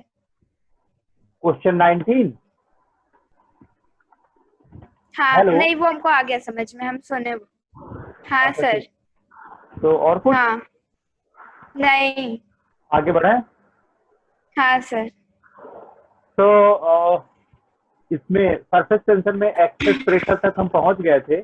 अगर एक सोप बबल की बात करें तो सोप बबल में टू सरफेसेस है, तो उस केस में एक्सेस प्रेशर जो हमें लेना है that will be the 40/R। T for हाँ surface 40। Tension of soap and R is the radii of curvature of the soap bubble. And अगर हाँ ड्रॉपलेट है तो ड्रॉपलेट के केस में सिंगल सरफेस है, सिर्फ आउटसाइड सरफेस है। तो इस आउटसाइड सरफेस के लिए हमारे पास जो सरफेस टेंशन आएगा जो इसको श्रिंक करने में हेल्प करेगा, ये होगा 2T/R। तो इस तरीके से यहाँ तक हम ठीक। पहुंच चुके थे। आगे बढ़े तो हमें देखना हाँ। Capillarity action. Capillarity action actually में ये कहता है कि अगर हम हेयर लाइक ग्लास वेसल लें, जैसे हम लोग टेस्ट ट्यूब हाँ। लेते थे, वैसे हम लोग अगर हेयर लाइक ग्लास ट्यूब लें और उसको वर्टिकली स्टैंड करें इन द लिक्विड, तो दो केस देखने को मिलता है। एक केस जिसमें या तो लिक्विड का लेवल अप राइज करने लगता है इन द ट्यूब, या फिर start to fall down from the free surface of liquid. जिस लिक्विड में हम कैपिलरी ट्यूब को वर्टिकली स्टैंड करने जा रहे हैं, उसमें कैपिलरी में या तो लिक्विड की राइजिंग स्टार्ट हो जाती है या फॉलिंग स्टार्ट हो जाती है। जो वाटर है और वाटर लाइक है, उनमें लिक्विड की राइजिंग शुरू होती है in the capillary tube. Plants में जो स्टेम में जो वाटर राइजिंग का एग्जांपल है is going to the capillarity action. Capillarity. Oil wick जो है, मीन्स जो मोमबत्ती में या जो लैंप आते हैं ऑयल लैंप, उसमें जो विक पड़ी होती है, उस विक में जो थ्रेड्स के बीच में एयर गैप्स होते हैं, उनमें राइजिंग होती है ऑयल की। तो ये कैपिलैरिटी एक्शन के एग्जांपल हैं। तो कैपिलैरिटी है क्या? अगर हम बहुत ही लो क्रॉस सेक्शनल एरिया की ट्यूब्स लें तो इनका नाम कैपिलरी ट्यूब्स है, और इनको हम लिक्विड में वर्टिकली स्टैंड कर रहे हैं। तो अगर वाटर में वर्टिकली स्टैंड कर रहे हैं तो वाटर में वर्टिकली स्टैंड करते ही फट से एक कॉनकेव मेनिस्कस बन जाएगा, और कॉनकेव मेनिस्कस बनते ही फट से प्रेशर जो है वो 2T/R से अप साइड काम करने लगेगा। where T is surface tension of water and capital R is the radii of curvature of meniscus। अगर इसको पूरा करें इस मेनिस्कस को, तो इसका जो रेडियस आएगा, this radius is the capital R। अब जैसे ही हमने कैपिलरी ट्यूब को वाटर में वर्टिकली स्टैंड किया, कैपिलरी ट्यूब के अंदर एक कॉनकेव मेनिस्कस बना और एक प्रेशर 2T/R का डेवलप हो गया अप साइड। अब बाहर जो सरफेस पर प्रेशर है वो एटमॉस्फेरिक प्रेशर है, और अंदर एटमॉस्फेरिक प्रेशर का अपोज हो जा रहा है 2T/R से। Means net pressure inside the capillary tube reduces by 2T/R। अब अंदर प्रेशर कम हो गया 2T/R से, बाहर प्रेशर ज्यादा है, तो क्या राइजिंग नहीं हो जाएगी? तब तक राइजिंग होती रहेगी जब तक कि 2T/R एचरोजी से कंपनसेट ना हो जाए। अगर 2T/R एचरोजी से कंपनसेट हो जाएगा तो बाहर भी पी एटमॉस्फेरिक, अंदर भी पी एटमॉस्फेरिक। क्लियर है क्या कह रहे हैं? हम ये कह रहे हैं कि जैसे ही हमने वाटर में कैपिलरी ट्यूब को वर्टिकली डिप किया, वैसे ही कैपिलरी के अंदर, बाहर तो फ्लैट ही है और अंदर जो है वो एक कॉनकेव मेनिस्कस फॉर्म हो गया। कॉनकेव मेनिस्कस का एक्सेस प्रेशर 2T/R अप होता है। ऐसा होते ही पी एटमॉस्फेरिक आउटसाइड है, जबकि P atmospheric minus 2T/R inside pressure है। Means inside pressure reduces.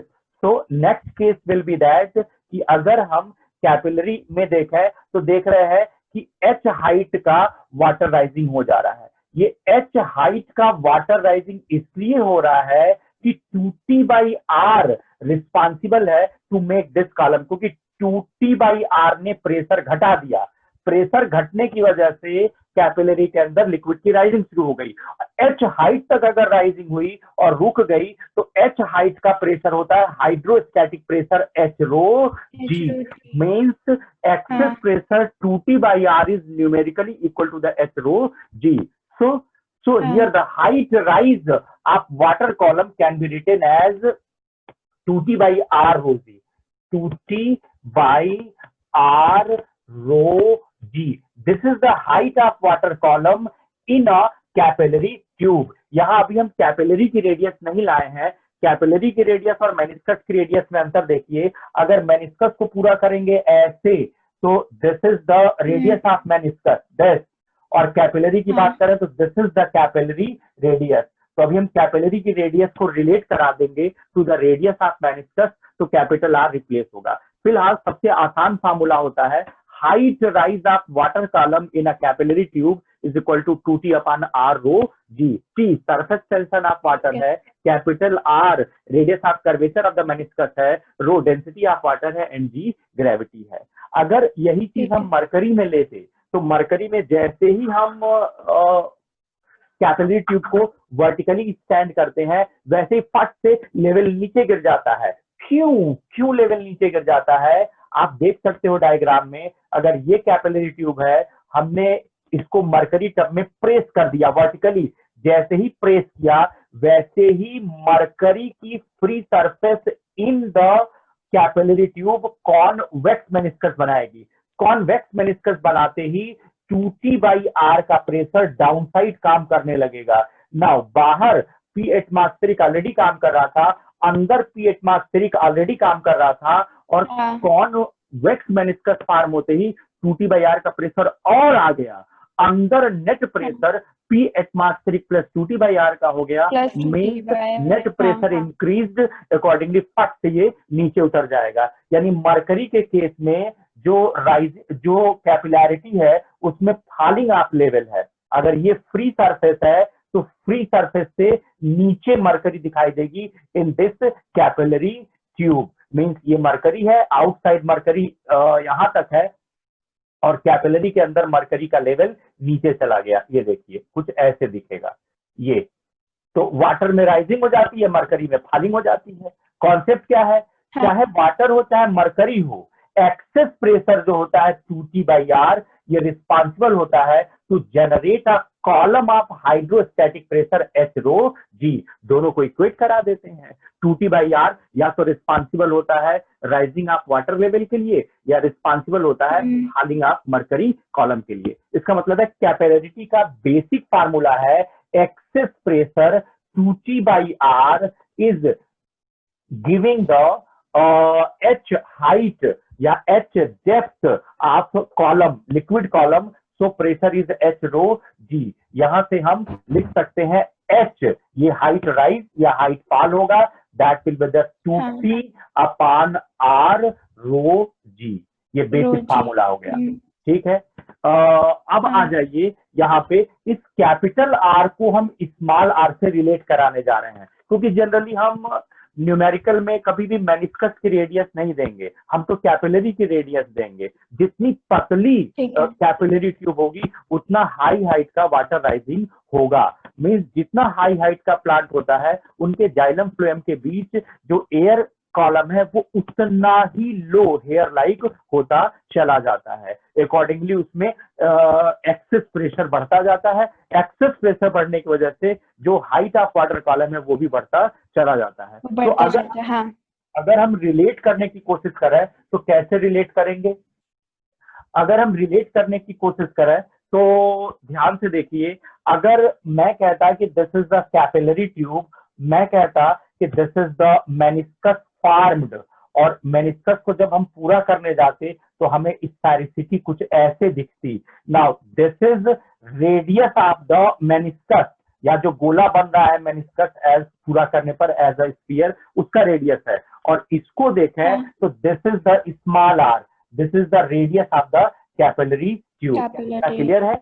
एक कैपिटल आर है रेडियस और एक स्मॉल आर है। कैपिटल आर मेनिस्कस की रेडियस है, स्मॉल आर कैपिलरी की रेडियस है। अभी हमें क्या करना चाहिए? अभी हम यहाँ एंगल ऑफ कॉन्टैक्ट अगर लेकर आए तो एंगल ऑफ कांटेक्ट के लिए देखिए ये टेंजेंट होगा और ये टेंजेंट होगा, ये हो जाएगा थीटा। ये this is angle of contact theta. Now ये थीटा है तो ये थीटा हो जाएगा, this vertically opposite angle. Now this and this, ये एंगल 90 का होता है, ये एंगल, ये थीटा है, इसका मतलब है this angle is 90 minus theta, and now this is 90 and this is 90 minus theta, so this becomes theta. Means जो एंगल ऑफ कांटेक्ट यहाँ बना है वही एंगल ऑफ कांटेक्ट यहाँ स्मॉल आर और कैपिटल आर के बीच में आएगा। दोबारा देख लीजिए, ये कैपिलरी ट्यूब है, ठीक है, and this is a meniscus, और इसको पूरा कर रहे हैं तो हमें ये एक स्फीयर दिख रहा है, और इसकी रेडियस अगर हम लिख रहे हैं तो ये कहीं सेंटर है, this is as the radius of the meniscus, this is as the radius of the capillary tube. हम कह रहे हैं यहाँ अगर हम टेंजेंट खींचे दिस एंड दिस तो ये थीटा होगा, ये थीटा होगा, ये 90 माइनस थीटा होगा, this will be the 90 and this becomes 90 minus theta.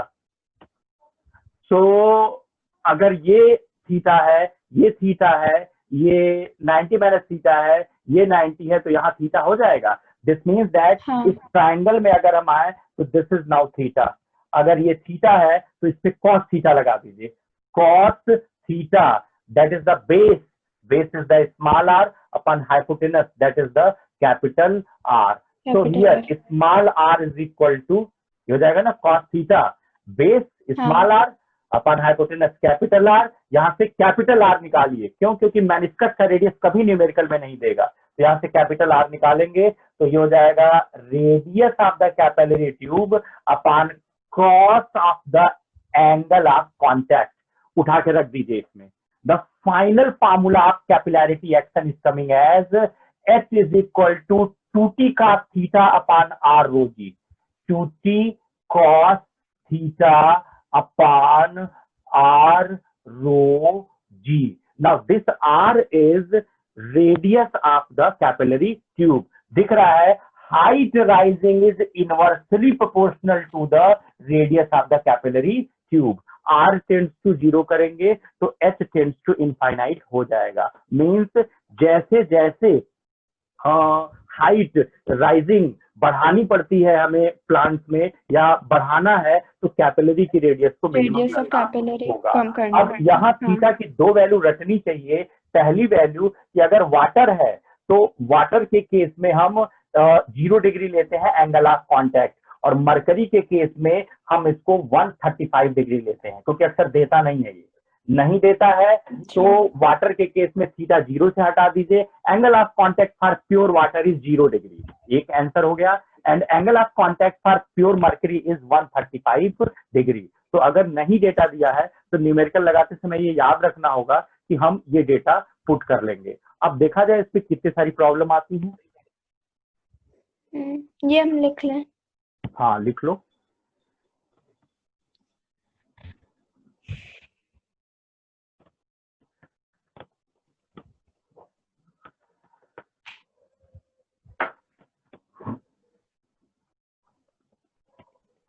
Actually में कैमरा हमको मिल नहीं पाया 5 मेगापिक्सल का, तो 2 मेगापिक्सल का ये वेबकैम लिए, उससे उतनी क्लियरिटी नहीं आ रही। अब 5 मेगापिक्सल का कैमरा यहाँ गोरखपुर में 1 लाख का दे रहे हैं। अब अचानक बंदों ने, हाँ तो माइक्रोसॉफ्ट का या लॉजिटेक का जो है, पहले था हमारे पास, हम दान कर दिए, हमको क्या पता था कि जो है जरूरत पड़ेगी, कभी जरूरत ही नहीं पड़ी, मोबाइल फोन से ही काम चल जाता था। लेकिन डेस्कटॉप पर अब वेबकैम की जरूरत पड़ गई। अब वेबकैम अवेलेबल है नहीं, अवेलेबल है तो इतना ज्यादा कॉस्टली कर रखे हैं सब, 2 गुना 3 गुना दाम कर रखे हैं। पर इससे भी बोर्ड तो क्लियर दिखता है। हाँ बोर्ड तो दिख रहा है, लेकिन कुछ बच्चे कंप्लेन कर रहे हैं कि जो है वो ब्लर है थोड़ा, जबकि अच्छा। मतलब अपने जमाने का ये बहुत फेमस वो था, ये लॉजिटेक का कैमरा। लेकिन अब इस टाइम में आ गया है 30 FPS 60 FPS रेट आ गई है, जिससे क्लियरिटी और अच्छी होगी। जैसे मेरा फोटो अच्छा नहीं आ रहा है, जैसे लग रहा है सूट उठे हैं, अगर इसका मेगापिक्सल बढ़ा दिया जाता तो मैं ब्यूटीफुल आता थोड़ा, ठीक है, चेहरे की शाइनिंग बढ़ जाती। मोबाइल के कैमरे की तरह नहीं है ये। तो आगे बढ़े। हाँ सर।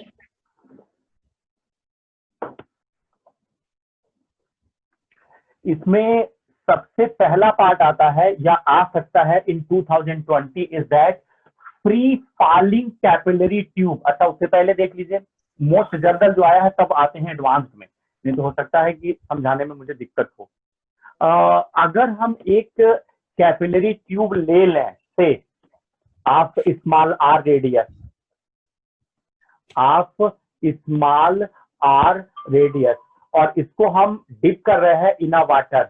जैसे ही हम इसको वाटर में डिप कर रहे हैं, हमें पता है राइजिंग हो जाएगी, तो कुछ ऐसा डायग्राम बनना चाहिए। मीन्स यहाँ हमें एच हाइट का एक वाटर कॉलम दिखाई देने लगा।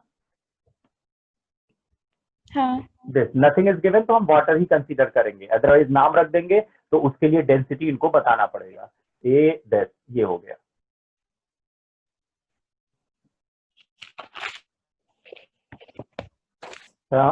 ये इसमें एच हाइट का वाटर कॉलम जनरेट हुआ है। ये अब हमें बहुत अच्छी तरीके से पता है एट अ ग्लांस कि एच हाइट का प्रेशर होता है एच रो जी, और अगर ये कैपिटल आर रेडियस का है ये, तो एक्सेस प्रेशर होता है 2T/R। यहां से अगर हम कैपिटल आर को इधर ले आते, एच रहने देते, कैपिटल आर को इधर लेके आते और रोजी को उधर ट्रांसफर कर देते, तो 2T/ρg। तो यहाँ एक फार्मूला बन रहा है are is equal to 2T/ρg।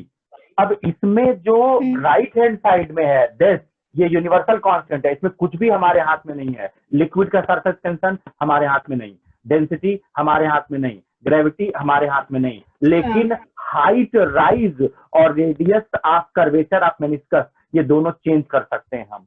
इसका मतलब है कि अगर हम देखें तो किसी भी कैपिलरी ट्यूब में हाइट, राइज और मेनिस्कस की रेडियस का मल्टीपल हमेशा कांस्टेंट होना चाहिए, ये मतलब हुआ। हाइट, राइज और radius of curvature of meniscus constant होना चाहिए, चाहे कुछ भी हो जाए, क्योंकि ये जिससे इक्वेट हो रहा है वो हमारे हाथ में है ही नहीं। अब इसका बेनिफिट क्या मिलना है, H into R is equal to constant. देखिए बेनिफिट ये है कि अगर हम कैपिलरी यहां से उड़ा दें तो क्या ये वाटर फाउंटेन बन जाएगा, क्योंकि राइजिंग तो इतना होना था और हमने कैपिलरी उड़ा दी यहां से, तो ये ऐसे फवारे की तरह इसको फेंकना चाहिए और हाइट तक, लेकिन आंसर है नो। हम कैपिलरी ट्यूब को अगर स्लाइस कर दें आप इनसफिशिएंट हाइट, तो वाटर फाउंटेन नहीं बन जाता। अगर ऐसा होता तो सोचिए वाटर फाउंटेन बनाना कितना आसान होता, हम गमले में जंगली पेड़ लगा देते, ठीक है, वो से 25 सेंटीमीटर 30 सेंटीमीटर हाइट का हो गया। अब क्या करते, स्टेम से आधे पर से उड़ा देते उसको क्या पता कि ऊपर का जो हेड है उड़ गया, वो तो पानी चढ़ाता ना 25 सेंटीमीटर के लिए, और हम 12.5 पे उसको उड़ा चुके हैं, तो होता क्या कि वो फर्स्ट क्लास एक वाटर फाउंटेन बन जाता। जब हम फाउंटेन बनना चाहिए था, तो फर वो पानी फेंकने लगता, क्योंकि वो तो अपने हेड तक पहुंचाने की कोशिश करता, और हेड तो हम उड़ा चुके हैं। लेकिन क्या रियल में ऐसा होता है? आंसर है नो, नहीं होता। इसका मतलब है कि यहाँ जो स्टेटमेंट है फिजिक्स का, वो स्टेटमेंट ये है कि इनसफिशिएंट हाइट की कैपिलरी ट्यूब में कभी भी वाटर फाउंटेन नहीं बनता। तो आंसर भी तो होना चाहिए, व्हाई, क्यों नहीं बनता? इसका रीजन ये है कि जैसे जैसे हम कैपिलरी मान लेते हैं उड़ा दिए, उड़ाते ही फट से लिक्विड नीचे उतर आएगा, और उतरने के बाद वो अपना स्पेसिफिसिटी जो है वो चेंज कर लेगा। मतलब अगर हम यहाँ तक की हाइट ले लें और अब देखें तो कैपिलरी अभी भी ऐसे दिख रही है, और हम देखेंगे फाउंटेन नहीं बना, इवन तो ओवरफ्लो भी नहीं किया। ऐसा इस वजह से है क्योंकि जो फ्री मेनिस्कस है वो अपना रेडियस बढ़ा लेगा, यानी और बड़ा स्फीयर हो जाएगा। ये देखिए, मीन्स पहले जो था वो ऐसे था, ये देखिए क्यों, एच कम हो रहा है, तो एच कम हो रहा है तो आर बढ़ रहा है। यानी वो जैसे जैसे हम इनसफिशिएंट हाइट तक करते जाएंगे, जो एक्सेस प्रेशर है कर्वेचर की वजह से, वो कर्वेचर धीरे धीरे फ्लैट होता जाएगा, धीरे धीरे फ्लैट होता जाएगा। और एकदम अगर हम उड़ा दें, यहां से उड़ा दें, तो देखेंगे और ज्यादा फ्लैट हो गया। और ज्यादा फ्लैट का मतलब कि आर इनफाइनाइट होता जा रहा है, आर इनफाइनाइट होते ही ये टर्म जीरो हो जा रहा है। बात समझ आ रही है? अच्छा ठीक है। लिक्विड की फ्री सरफेस फ्लैट होती जाती है, यानी जैसे जैसे मान लेते हैं कैपिलरी में 25 सेंटीमीटर तक पानी चढ़ा है और हमने 15 सेंटीमीटर पर उड़ा दिया, तो 10 सेंटीमीटर का वाटर फाउंटेन बनना चाहिए, लेकिन नहीं बनेगा। हुआ ये होगा कि वाटर लेवल नीचे आ जाएगा और नीचे आने के बाद जो उसका मेनिस्कस था, जो पहले स्मॉल स्फीयर पर था, वो अभी थोड़े बड़े स्फीयर पर ट्रांसफर हो जाएगा, यानी और बड़ा हो जाएगा। यानी जैसे जैसे कैपिलरी की हम हाइट स्लाइड करते जाएंगे, वैसे वैसे उसके फ्री सरफेस जो मेनिस्कस है कि फ्री सरफेस का स्फेरिसिटी बढ़ता जाएगा। ये देखिए ऐसे। और अगर एकदम उड़ा दिए, एकदम लेवल में, वाटर के लेवल में उड़ा दिए, तो इनफाइनाइट रेडियस का स्फीयर हो जाएगा, मतलब एकदम फ्लैट हो जाएगा। यानी कि लिक्विड की फ्री सरफेस अपने मेनिस्कस के रेडियस को बढ़ाने लगती है। रेडियस को बढ़ाने से एक्सेस प्रेशर घटने लगता है, एक्सेस प्रेशर घटते ही वाटर ऑटोमेटिकली नीचे आने लगता है, इसीलिए वाटर फाउंटेन नहीं बनता। अगर हम किसी पेड़ की गर्दन काट दें, मीन्स स्टेम से उड़ा दें, तो हम उस स्टेम पर बैठ के ध्यान से देख सकते हैं, स्टेम पर वाटर एकदम फ्लैट एक लेवल बना लेगा, लेकिन छोड़ के बाहर नहीं आएगा, क्योंकि बाहर आने का मतलब उसको स्प्रेड होना होगा, और स्प्रेड होने के लिए तो एनर्जी चाहिए। तो एनर्जी कहाँ से मिलेगी उसको? एनर्जी वाइलेशन हो जाएगा। इसीलिए बिना एक्स्ट्रा एनर्जी दिए, यानी बिना पंप लगाए, हम कभी भी वाटर फाउंटेन जनरेट नहीं कर सकते। ठीक है? हाँ। तो यहाँ हमारे पास आ गया कि अगर h हाइट का कॉलम जनरेट हुआ है, तो उसका एक डेफिनिट रेडियस ऑफ कर्वेचर या मेनिस्कस की रेडियस होगी। अगर हाइट बाई 2 करेंगे तो रेडियस को इंटू 2 होना होगा। अगर height of the capillary by 3 करेंगे तो रेडियस को थ्राइस आर होना होगा, यानी कि h इंटू आर को कांस्टेंट रहना है। इसका नाम है rising of water in a capillary tube of insufficient height. इस नाम से ये मिलेगा, rising of water in a capillary tube of insufficient height. Insufficient height की कैपिलरी ट्यूब में वाटर की राइजिंग तो होती है, लेकिन वाटर फाउंटेन नहीं बनता। ठीक है? और यहाँ अगर हाइट कम करते जाते हैं तो मेनिस्कस की रेडियस ऑटोमेटिकली बढ़ती जाती है, इन सच अ वे कि एक्सेस प्रेशर की वैल्यू रिड्यूस हो जाती है, और एक्सेस प्रेशर की वैल्यू रिड्यूस होते ही लिक्विड ऑटोमेटिकली नीचे उतरने लगती है। दूसरा, अगर हम कैपिलरी एक वैसल ले लिए, ग्लास में पानी ले लिए और उसमें कैपिलरी को डुबोए हुए हैं, और हम देख रहे हैं कि 10 सेंटीमीटर ऊपर तक वाटर लेवल चढ़ गया है और अभी ऊपर 20-25 सेंटीमीटर जगह खाली है चढ़ने के लिए, तो अब अगर हम उस कैपिलरी को जो ग्लास में डुबोए थे, और ग्लास में डुबोने पर हमें 15 सेंटीमीटर की हाइट राइज दिखी थी और कैपिलरी का बहुत सारा हिस्सा खाली दिख रहा था, अभी हम उसको फ्री छोड़ दें, गिरने दें, तो क्या होगा? गिरने देंगे तो वेटलेस हो जाएगी लिक्विड, लिक्विड वेटलेस हो जाएगी ना। तो लिक्विड का हाइड्रोस्टैटिक प्रेशर एचरोजी होता है, में जी इफेक्टिव 0 हो गया, यानी लिक्विड वेटलेस हो गई। वेटलेस हो गए मतलब वो चढ़ने का फोर्स नहीं करेगी। इसका मतलब है फ्री फॉलिंग कैपिलरी ट्यूब अगर 25 सेंटीमीटर लेंथ की है, उसमें 10 सेंटीमीटर तक का कॉलम जनरेट था, और अभी हमने सिस्टम को फ्रीली छोड़ दिया गिरने के लिए, तो लिक्विड का कॉलम पूरा चढ़ के 25 सेंटीमीटर तक पहुंच जाएगा, लेकिन फाउंटेन नहीं बनेगा। लेकिन फाउंटेन नहीं बनेगा। मतलब आंसर क्या है? अगर हम एक ग्लास में पानी ले लें, कैपिलरी को वर्टिकली स्टैंड करें, 25 सेंटीमीटर लेंथ की कैपिलरी थी, 10 सेंटीमीटर की वाटर राइजिंग दिख रही थी, 15 सेंटीमीटर अभी हमें खाली दिख रहा था, और अब हमने फ्री छोड़ दिया ग्लास और कैपिलरी को गिरने के लिए, तो हम देखते हैं कि पूरा का पूरा कैपिलरी पानी से भर जाता है, यानी फुल 25 सेंटीमीटर तक राइजिंग हो जाता है। ऐसा इस वजह से होता है क्योंकि जो सरफेस है कॉन्केव वो तो चेंज नहीं होगा, लेकिन जैसे ही फ्री गिरेगा, जो एचरोजी मैनेज करने वाला था 2T/R को, वो एचरोजी गायब हो जाएगा। तो 2T/R मेंटेन है अपनी वैल्यू, और एचरोजी अपोज करना छोड़ दिया तो चढ़ने लगेगा। लेकिन जैसे जैसे चढ़ता जाएगा, इसका मेनिस्कस फ्लैट होता जाएगा, और एकदम टॉप मोस्ट तक चढ़ने के बाद एग्जैक्टली फ्लैट हो जाएगा, और इसका एक्सेस प्रेशर भी 0 हो जाएगा। इसका मतलब है क्वेश्चन का स्टेटमेंट और आंसर क्या है, दोनों हम दोबारा रिवाइज कर दे रहे हैं। क्वेश्चन का स्टेटमेंट है एक ऑर्बिटिंग सैटेलाइट में अगर कैपिलरी ट्यूब को लेकर जाएं या एक लिफ्ट में, फ्री फॉलिंग लिफ्ट में कैपिलरी ट्यूब को लेकर जाएं और फ्री फॉल होने दें तो क्या होगा? आंसर है फ्री फॉल होते ही एच रोजी चीज हो जाएगा, जबकि 2T/R काम कर रहा है। अकॉर्डिंगली पूरी कैपिलरी में अप टू फुल लेंथ तक वाटर की राइजिंग हो जाएगी, लेकिन ओवरफ्लो नहीं होगा।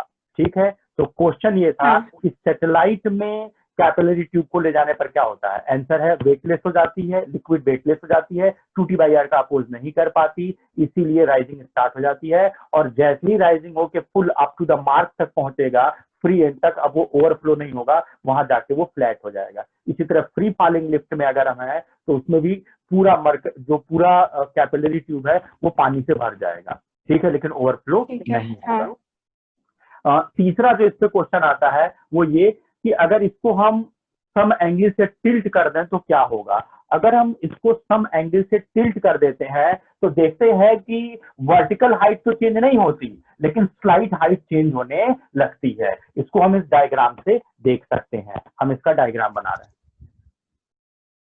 ठीक, ये एक कैपिलरी ट्यूब है, इसको हमने वर्टिकली स्टैंड कर रखा है और ये वाटर में है। नथिंग इज गिवन, तो वाटर ही लेंगे और हमें पता है कि अप टू एच हाइट तक ये राइजिंग शो कर रहा होगा। तो अगर हम देखें तो हमें ये ऐसा दिख रहा होगा। अभी इसको हम स्लैंट करने वाले हैं, हम इसको थीटा डिग्री से झुका देने वाले हैं। ये जो हाइट राइज है, this height rise is H, और अब हम इसको थोड़ा सा टेढ़ा करने वाले हैं, तो देखेंगे क्या होगा। अगर इसको हम टेढ़ा कर देते, कॉल्ड स्लैंट या इंक्लाइंड कैपिलरी, तो ये अभी ऐसे दिखता। हम देखेंगे कि ये वर्टिकल हाइट इसकी नहीं चेंज हुई है, ये ऐसे हो जाएगा, ऐसे। ये अभी भी ऐसी है, ये नहीं चेंज हुआ बस, लेकिन ये तो चेंज हो गया ना, ये चेंज हो गया। हाँ, ये एच डैश हो गया। तो वर्टिकल हाइट चेंज नहीं होती, लेकिन स्लैंट हाइट चेंज हो जाती है। अगर हमने थीटा डिग्री से कैपिलरी को इंक्लाइन किया है तो ये थीटा वर्टिकली अपोजिट में यहाँ आ जाएगा। आप लगा लो कॉस थीटा, कॉस थीटा लगाएंगे तो कॉस थीटा हो जाएगा एच बाई एच डैश। यहाँ से स्लैंट हाइट एच डैश हो जाएगा the vertical height upon cos theta. यहाँ H dash always greater than H आएगा, मतलब स्लैंट हाइट इंक्रीजेस। ये है क्या, 60 डिग्री से झुका दिए तो बताइए कितनी हाइट हो जाएगी? तो cos 60 1/2 2h, हाइट डबल हो जाएगी, h/2। ठीक है, यानी ये वाली हाइट और दिस। लेकिन ये जो पहले था ये वर्टिकल था, यही स्लैंट भी था, लेकिन जब टेढ़ा किए तो वर्टिकल ये हो गया, स्लैंट ये हो गया। स्लैंट हाइट जो है वो यहाँ greater than the vertical height आ रहा है। वैसे भी ट्रायंगल बन गया, तो ट्रायंगल में डायगोनल हमेशा किसी भी एक आर्म से बड़ा।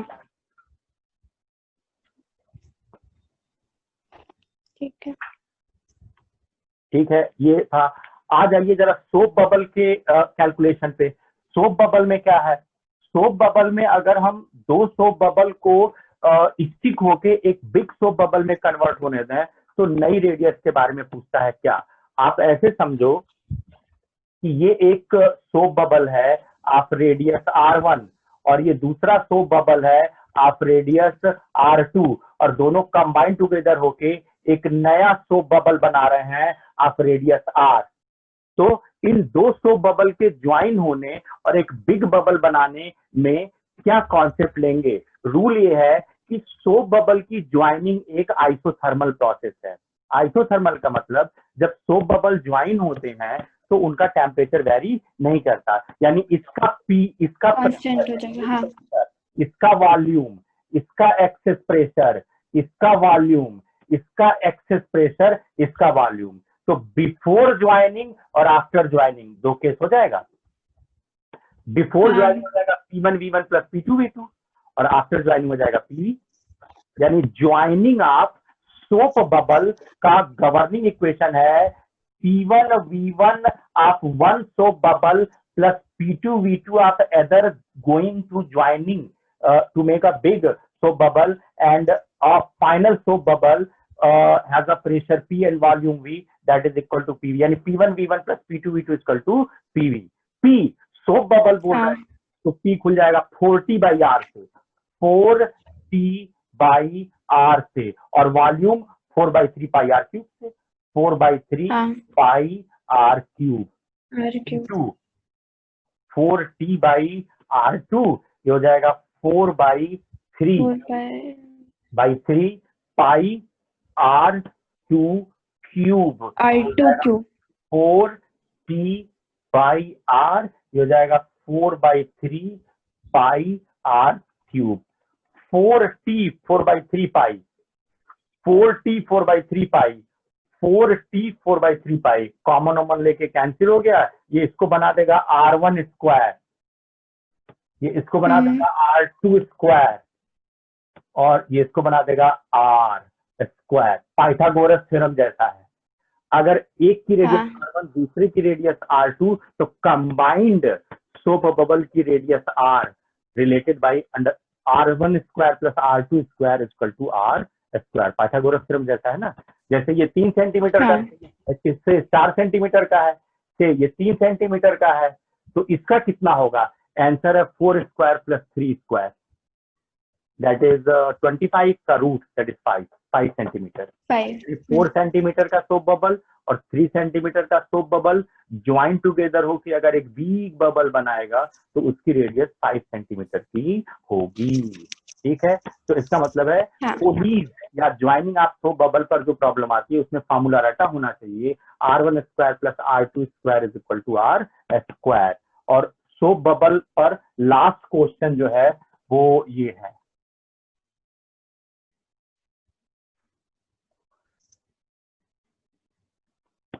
अगर दो सोप बबल, ये तो घर में भी देख सकते हैं कि अगर हम सर्फ एक्सेल को थोड़ा सा ग्लास के पानी में डिसॉल्व कर देते और उसके बाद डिसॉल्व करने के बाद अगर अब हम उसका सोप बबल बना के हवा में उड़ाते और एक बबल से बड़ा और एक बबल छोटा दोनों को कांटेक्ट में रखते, तो आपको क्या लग रहा है? ये बिग बबल, ये स्मॉल बबल, ये जब दोनों कांटेक्ट इंटरफेस पे टच होते तो यहाँ पर जो छोटा वाला बबल है उसका प्रेशर ज्यादा है, अरे रेडियस कम तो प्रेशर ज्यादा, 40/R होता है, तो रेडियस कम तो प्रेशर ज्यादा, इसका रेडियस ज्यादा तो प्रेशर कम, यानी इस कांटेक्ट इंटरफेस के एक तरफ प्रेशर ज्यादा एक तरफ प्रेशर कम, तो होगा क्या?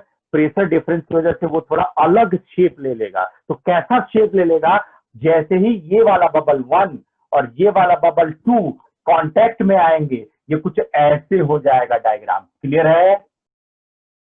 ये देखिए, ये मतलब इसका जो है कर्वेचर ऐसे होना चाहिए था, गायब हो गया, और इस वाले का ऐसे होना चाहिए था, गायब हो गया। क्लियर है? ये क्यों इस तरह से सेटल हुआ है? This is owing to the pressure difference, this is owing to the pressure difference. इधर से प्रेशर अगर देखें तो 40/R1, इधर से प्रेशर देखें तो 40/R2, प्रेशर डिफरेंस कितना हो जाएगा? 40/R1 minus 40/R2। क्यों? प्रेशर का डिफरेंस तो रिस्पॉन्सिबल है। तो यहाँ अगर हम यहाँ देखें तो यहाँ प्रेशर डिफरेंस है, ये जो नया ये जो कर्वेचर आ रहा है कांटेक्ट इंटरफेस का, इसका रेडियस कुछ और होगा। ये देखिए, हमेशा जो छोटा वाला है वो दबा देगा बड़े वाले को नीचे। क्लियर है? छोटा वाला बड़े वाले को क्यों देगा नीचे? क्योंकि छोटे वाले में प्रेशर ज्यादा है और बड़े वाले में प्रेशर कम है। तो कांटेक्ट इंटरफेस अगर इसकी रेडियस R1 है, इसकी रेडियस R2 है, तो इसकी जो रेडियस आएगी, ये जो कॉमन इंटरफेस है रेडियस R, रिलेशन होगा pressure difference del P is equal to P1 difference P2। नहीं पता कौन बड़ा कौन छोटा, तो P1 डिफरेंस P2 ले लीजिए। ठीक है, क्योंकि न्यूमेरिकल लगाएंगे तो कहाँ पता चलेगा कौन प्रेशर ज्यादा है कौन प्रेशर कम है। नाउ डेल P डायमेंशनली खुल जाएगा 40/R से, P1 खुल जाएगा 40/R1 से, P2 खुल जाएगा 40/R2 से। क्या रिलेशन बनता है? 1/R is equal to 1/R1 difference 1/R। Difference का मतलब है कि नेगेटिव साइन आएगा तो छोड़ दें, मतलब या तो 1/R1 माइनस 1/R2 ले लें या 1/R2 माइनस 1/R1 ले लें, तो 1/R निकल जाएगा। ठीक है, अगर माइनस आएगा तो छोड़ देंगे क्योंकि साइन से कोई मतलब नहीं है। तो यहाँ अगर 200 बबल टच करते हैं एट अ कॉमन पॉइंट, तो उस टचिंग का रेडियस ऑफ कर्वेचर न तो एक छोटे वाले बबल के रेडियस ऑफ कर्वेचर से मैच करता है, न बड़े वाले के रेडियस ऑफ कर्वेचर से मैच करता है, बट एक न्यू कर्वेचर डिफाइन करता है। इसको कहते हैं बाउंड्री जो है, ज्वाइनिंग सरफेस या बाउंड्री जो होती है सो बबल की, वो एक नए रेडियस पर मेंटेन होती है। उस नए रेडियस की वैल्यू निकालने का फार्मूला है 1/r equal to 1/r1 difference 1/r2। ठीक है, तो इस तरीके से सरफेस टेंशन हम लोगों ने खत्म किया, यानी कि लिक्विड इन रेस्ट हम लोगों ने पूरा कर लिया। चलिए अब आते हैं लिक्विड इन मोशन में, that is the last part of fluid hydrodynamics और fluid mechanics. Liquid in motion में सबसे पहले डिफाइन होता है आइडियल लिक्विड। तो चलिए देखते हैं कि लिक्विड इन मोशन में हमें क्या क्या पहले जानना होगा, कौन कौन से थ्योरम्स हैं, फार्मूला समरी क्या है, और पहले कौन कौन से क्वेश्चन आए हैं, और अभी फ्यूचर में कौन कौन से क्वेश्चन बन सकते हैं।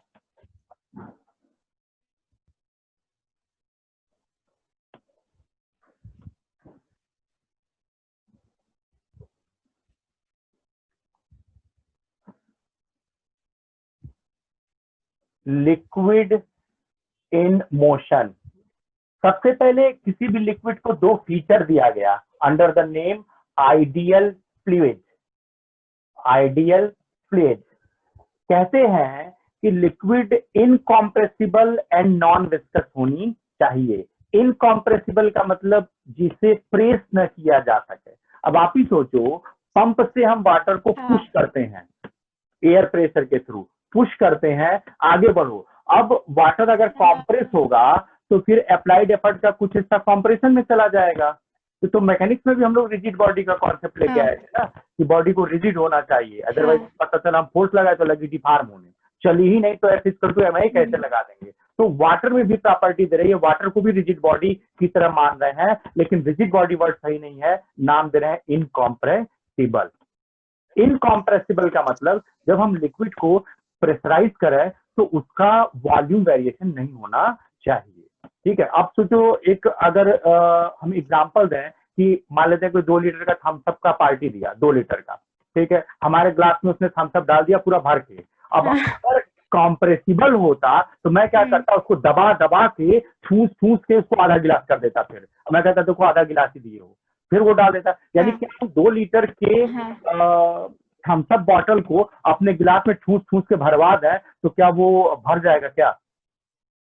2 लीटर को कॉम्प्रेस करते करते, यानी कि हम 2 लीटर को कॉम्प्रेस करके एक गिलास में रखना चाह रहे हैं, ये तो बर्फ बनने के बाद भी नहीं हो पाएगा। कहने का मतलब हम लिक्विड को मोस्टली कॉम्प्रेस नहीं कर सकते, नहीं कर सकते। तो लिक्विड जो होती है वो इनकॉम्प्रेसिबल होती है। आइडियल वैसे लिक्विड कॉम्प्रेस होती है, जो सी है दैट इज ओशियन, समुद्र, उसमें नीचे पानी की डेंसिटी बढ़ जाती है, इतना ज्यादा प्रेशर होता है कि पानी थोड़ा दब जाता है। लेकिन व्यवहार में अगर हम देखें, that is in practical knowledge और इन एक्सपेरिमेंटल स्टडीज, तो पानी जो है वो दबता नहीं है। ठीक है, लेकिन बहुत हाई प्रेशर पर बहुत नॉमिनल चेंज आता है, हम उसको इलास्टिसिटी में हम लोग कवर करते हैं। याद कीजिए, वहां एक टर्म आता है कॉम्प्रेसिबिलिटी एंड बल्क मॉडुलस। तो वहां वाटर की कॉम्प्रेसिबिलिटी डिफाइन करते हैं और वाटर का बल्क मॉडुलस बहुत बहुत कम आता है, 0.0000005 आता है, मतलब 10⁻⁻⁶ का, मतलब इनफाइनाइट प्रेशर लगाने पर बहुत nominal change in volume of water होगा, ये आता है। तो छोड़ देते हैं, हम कहते हैं कि आइडियल लिक्विड जो होती है वो इनकॉम्प्रेसिबल होती है। आइडियल फ्लूइड का पहला फीचर है इनकॉम्प्रेसिबल, इनकॉम्प्रेसिबल, और दूसरा फीचर है non viscous. Non viscous, non viscous का क्या मतलब है? जैसे मैकेनिक्स में फ्रिक्शन हुआ करता था, बिल्कुल वैसे ही यहाँ फ्लोइंग लिक्विड में भी फ्रिक्शन होता है। कैसे मान लें फ्लोइंग लिक्विड में फ्रिक्शन होता है? आप एक ग्लास में पानी लीजिए, चम्मच लीजिए, स्टायरिंग शुरू कीजिए और थोड़ी देर बाद चम्मच निकाल के रख दीजिए, आप देखेंगे ग्लास में व्हर्लपूल बन गया, मतलब रोटेशन स्टार्ट हो गया। अब ग्लास को थोड़ी दूर रख के थोड़ी देर तक खड़े होकर देखते रहिए, क्या वो व्हर्लपूल मेंटेन रहेगा कि थोड़ी देर में सीज हो जाएगा? सीज हो जाएगा। सीज हो जाएगा ऑब्वियसली। इसका मतलब है कि लिक्विड में हमने जो मूवमेंट या एनर्जी ट्रांसफर की थी वो थोड़ी देर बाद अगर हम देना बंद कर दें तो थोड़ी देर में वो सीज हो जा रही है। इसका मतलब ये है कि लिक्विड में फ्रिक्शन है। लिक्विड फ्रिक्शन को फ्रिक्शन ना कह के विस्कस कहते हैं। क्लियर है? क्योंकि फ्रिक्शन के रूल जो है वो खाली ये चीज कॉमन आएगा, लिक्विड में भी फ्रिक्शन लिक्विड के मोशन को अपोज करेगा, मैकेनिक्स में भी फ्रिक्शन जो है वो बॉडी के मोशन को अपोज करता था, लेकिन जो मैकेनिक्स का फ्रिक्शन है वो हम वाटर में फ्रिक्शन के लिए अप्लाई नहीं कर पाएंगे, इसीलिए फ्लूइड फ्रिक्शन का नाम बदल के उसका नाम विस्कस या विस्कोसिटी रख। ठीक है? यानी पानी में या लिक्विड में, जैसे ग्लास में हम पानी लिए और उसको टाइल फ्लोर पर कस के ऐसे फेंक दिए पानी को, तो क्या बहता चला जाएगा, बहता चला जाएगा, बहता चला जाएगा? आंसर है नो। थोड़ी दूर बहेगा उसके बाद ऑटोमेटिकली रुक जाएगा। This is due to viscosity. This is due to viscosity. तो फिलहाल हम मान रहे हैं कि अगर लिक्विड को एक बार हमने पुश कर दिया, चल दिया, तो वो नहीं रुकेगा, मतलब नॉन विस्कस। होता नहीं है रियल में ऐसा, लिक्विड में विस्कस होता है, क्योंकि लिक्विड में अगर फ्रिक्शन नहीं होता तो पंप ऑन नहीं करना पड़ता। पंप ऑन किए और जब पानी का फ्लो मेंटेन हो जाता तो पंप को ऑफ कर देते, फ्लो मेंटेन रहता। होता क्या है, लिक्विड में फ्रिक्शन अपोज कर रहा है, पानी काइनेटिक एनर्जी खर्च कर दे रहा है, तो अब उस एनर्जी को मेंटेन करने के लिए हमें वाटर पंप कंटिन्यूअसली लगाए रखना पड़ रहा है, ताकि वो वाटर को प्रेशराइज करके उसके फ्लो को मेंटेन करके रखे। तो इसका मतलब है कि दोनों ही, अगर नॉन आइडियल फ्लूइड लेंगे तो नॉन आइडियल फ्लूइड में वो कॉम्प्रेसिबल होता है और विस्कस यानी लिक्विड फ्रिक्शन होता है, लेकिन मान रहे हैं कि ये दोनों नहीं होना चाहिए, तो आइडियली हमारा रूल ये फॉलो कर लेगा। आगे चल के देखेंगे थोड़ा एरर आएगा, करेक्शन कर लेंगे। अब इसमें सबसे पहला पार्ट आता है equation of continuity. Equation of continuity, equation of continuity क्या कहता है? ये कहता है कि अगर हम एक पाइप में वाटर का फ्लो चेक करें तो डिफरेंट पॉइंट पर अगर cross section of the pipe बदल रहा है तो डिफरेंट पॉइंट पर लिक्विड की वेलोसिटी भी बदल रही होगी। कहते हैं area of pipe multiplied by velocity of flow is a constant. हम प्रूव करके एक लाइन में दिखा देंगे। Cross sectional area of the pipe multiplied by velocity of flowing of liquid is always a conserve. मतलब अगर कहीं पाइप ज्यादा है, मोटा है, एरिया ज्यादा है, तो वहां वाटर का फ्लो स्लो होगा, और जहां एरिया कम है तो वहां वेलोसिटी ज्यादा होगी। जो हम लोग जब वाटरिंग करते हैं गार्डन में तो देखते हैं पानी का फ्लो आता, तो पाइप का माउथ थोड़ा सा सप्रेस कर देते हैं, तो माउथवा कम कर दे, पानी का फ्लो बढ़ जाता है। That is A into V equal to equation of continuity कहते हैं। ये प्रूव कैसे होगा, क्योंकि इसकी हमें जरूरत है इसलिए प्रूव कर रहे हैं, अदरवाइज रटा जा सकता है A1 V1 equal to A2 V2। कहीं एक जगह पाइप का एरिया A1 है तो वहां लिक्विड की वेलोसिटी V1 होगी, कहीं दूसरी जगह अगर एरिया A2 है तो वेलोसिटी V2 होगी, then A1 V1 equal to A2 V2। इसी को बोलते हैं इक्वेशन ऑफ कॉन्टिन्यूटी। अब अगर हम इसको प्रूव करने की कोशिश करें तो देखिए कैसे प्रूव होगा। जितना लिक्विड यहाँ एंटर कर रहा है उतना यहाँ से निकल जाएगा, क्योंकि टैंक तो है ना कि स्टोर करेगा ये, क्यों?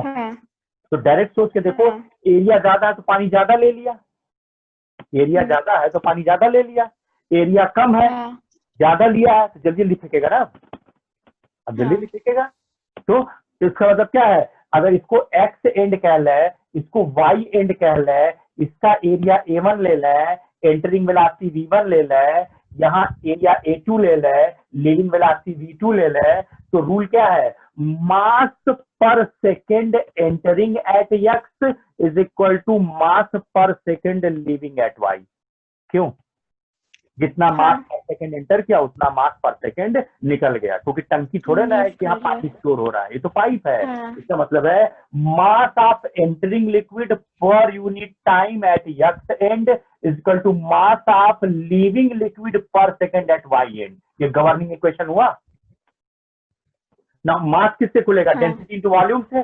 डेंसिटी है रो और वॉल्यूम क्या होगा, एरिया A1, और चलिए मान लेते हैं x डिस्टेंस तक लिक्विड फ्लो कर जा रहा है अंडर द मेजरिंग टाइम, तो वॉल्यूम कितना हो जाएगा, A1 इंटू x नहीं हो जाएगा? अगर टी टाइम में लिक्विड एक्स डिस्टेंस एंटर कर जाए, ए एरिया है, तो एरिया इंटू एक्स मल्टीप्लाई करते ही क्या वॉल्यूम नहीं मिल जाएगा? वॉल्यूम, मतलब हाँ 30 सेकेंड में लिक्विड इतना वॉल्यूम कवर कर ले रहा है इधर, तो इसका मतलब है मास होता है हाँ डेंसिटी वॉल्यूम, और वॉल्यूम हो जाएगा A1 into x. A1 into X, और इधर का हाँ मास भाई डेंसिटी तो वही है रो, और वॉल्यूम वॉल्यूम हो जाएगा एरिया A2। और जब इधर देख रहे हैं तो A2, उतना ही टाइम में देख रहे हैं कि ये वाई डिस्टेंस कवर कर ले रहा है, इधर उतना ही टाइम में एक्स डिस्टेंस एंटर कर रहा है, और उधर उतना ही टाइम में ये वाई डिस्टेंस बाहर निकल जा रहा है। तो एंटरिंग वॉल्यूम हो जाएगा A1x और लीविंग वॉल्यूम हो जाएगा A2 A2 by, y। तो इसका हाँ मतलब है रो A2y। नेक्स्ट स्टेप में ये हो जाएगा रो A1x अपॉन T, और ये हो जाएगा rho A2y upon T। x by T entering velocity हो जाएगा, y by T leaving velocity हो जाएगा। क्या प्रूव हो गया? Rho A1v1 is equal to rho A2v2। Rho के कैंसिल कर लीजिए, रो हो जाएगा A1v1 is equal to A2v2। Prove हो गया? हाँ हेलो, हाँ सर, हाँ, तो ये प्रूव हो गया। ये प्रूव इसलिए क्यों? क्योंकि हमें इसकी जरूरत पड़ती है इन इंटरमीडिएट स्टेप, अभी जरूरत पड़ेगी कई न्यूमेरिकल में, तो वहां हम देखेंगे प्रूफ थोड़ा सा पता रहेगा लिक्विड इन मोशन का। बहुत आसान प्रॉब्लम आती है इसमें, लेकिन ये पढ़े नहीं होते हैं बच्चे, क्योंकि ये काफी ज्यादा है बहुत आसान है, बहुत इंटरेस्टिंग, लेकिन 11th में छोड़ देने की वजह से वो नीट में भी छोड़ देते हैं सब। तो यहाँ पहला पार्ट हो गया A1v1 हाँ A2v2। अब इसमें जो इस साल के लिए क्वेश्चन आ सकता है वो क्वेश्चन ये है कि एक पाइप है लाइक दिस, जो आगे चल के डाइवर्ट हो गया है लाइक दिस। ये यहाँ ये A1 है, एंटरिंग V1 है, यहाँ ये A2 है, यहाँ से निकल रहा है V2 है, यहाँ A3 है, यहाँ से जो निकल रहा है ये V3 है। आप इस जंक्शन पर हाथ रखिए, इनकमिंग वाटर हो जाएगा A1v1 और आउटगोइंग हो जाएगा A2v2 प्लस A3v3। अरे mass entered here equal to mass left here, तो यहाँ हाथ रखेंगे तो हाँ मास एंटरिंग मास लीविंग, तो क्या आ जाएगा? मास हाँ लीविंग दिस प्लस दिस, इधर का this अकेले। plus this, हाँ अब तक तो खाली 2 ही माउथ ले रहे थे, यहाँ 3 माउथ हो गया ना, यहाँ 3 माउथ हो हाँ गया, तो क्या हो जाएगा? ये इस यहाँ हाथ रखने से ये एंटरिंग हो जाएगा, वो A1v1, लीविंग हो जाएगा। एंटरिंग अमाउंट हो हाँ जाएगा A1v1 और लीविंग अमाउंट हो equals जाएगा A2v2 A2v2 plus plus A3। A3v3, ठीक है, इसका चांस है आने का। अगर हम थोड़ा हाँ सा चेंज कर दें तो ये एक और क्वेश्चन है, शीट में मिलेगा, ये अभी लोड करेंगे, वो ये कि अगर हम ऐसे पाइप बना देते तो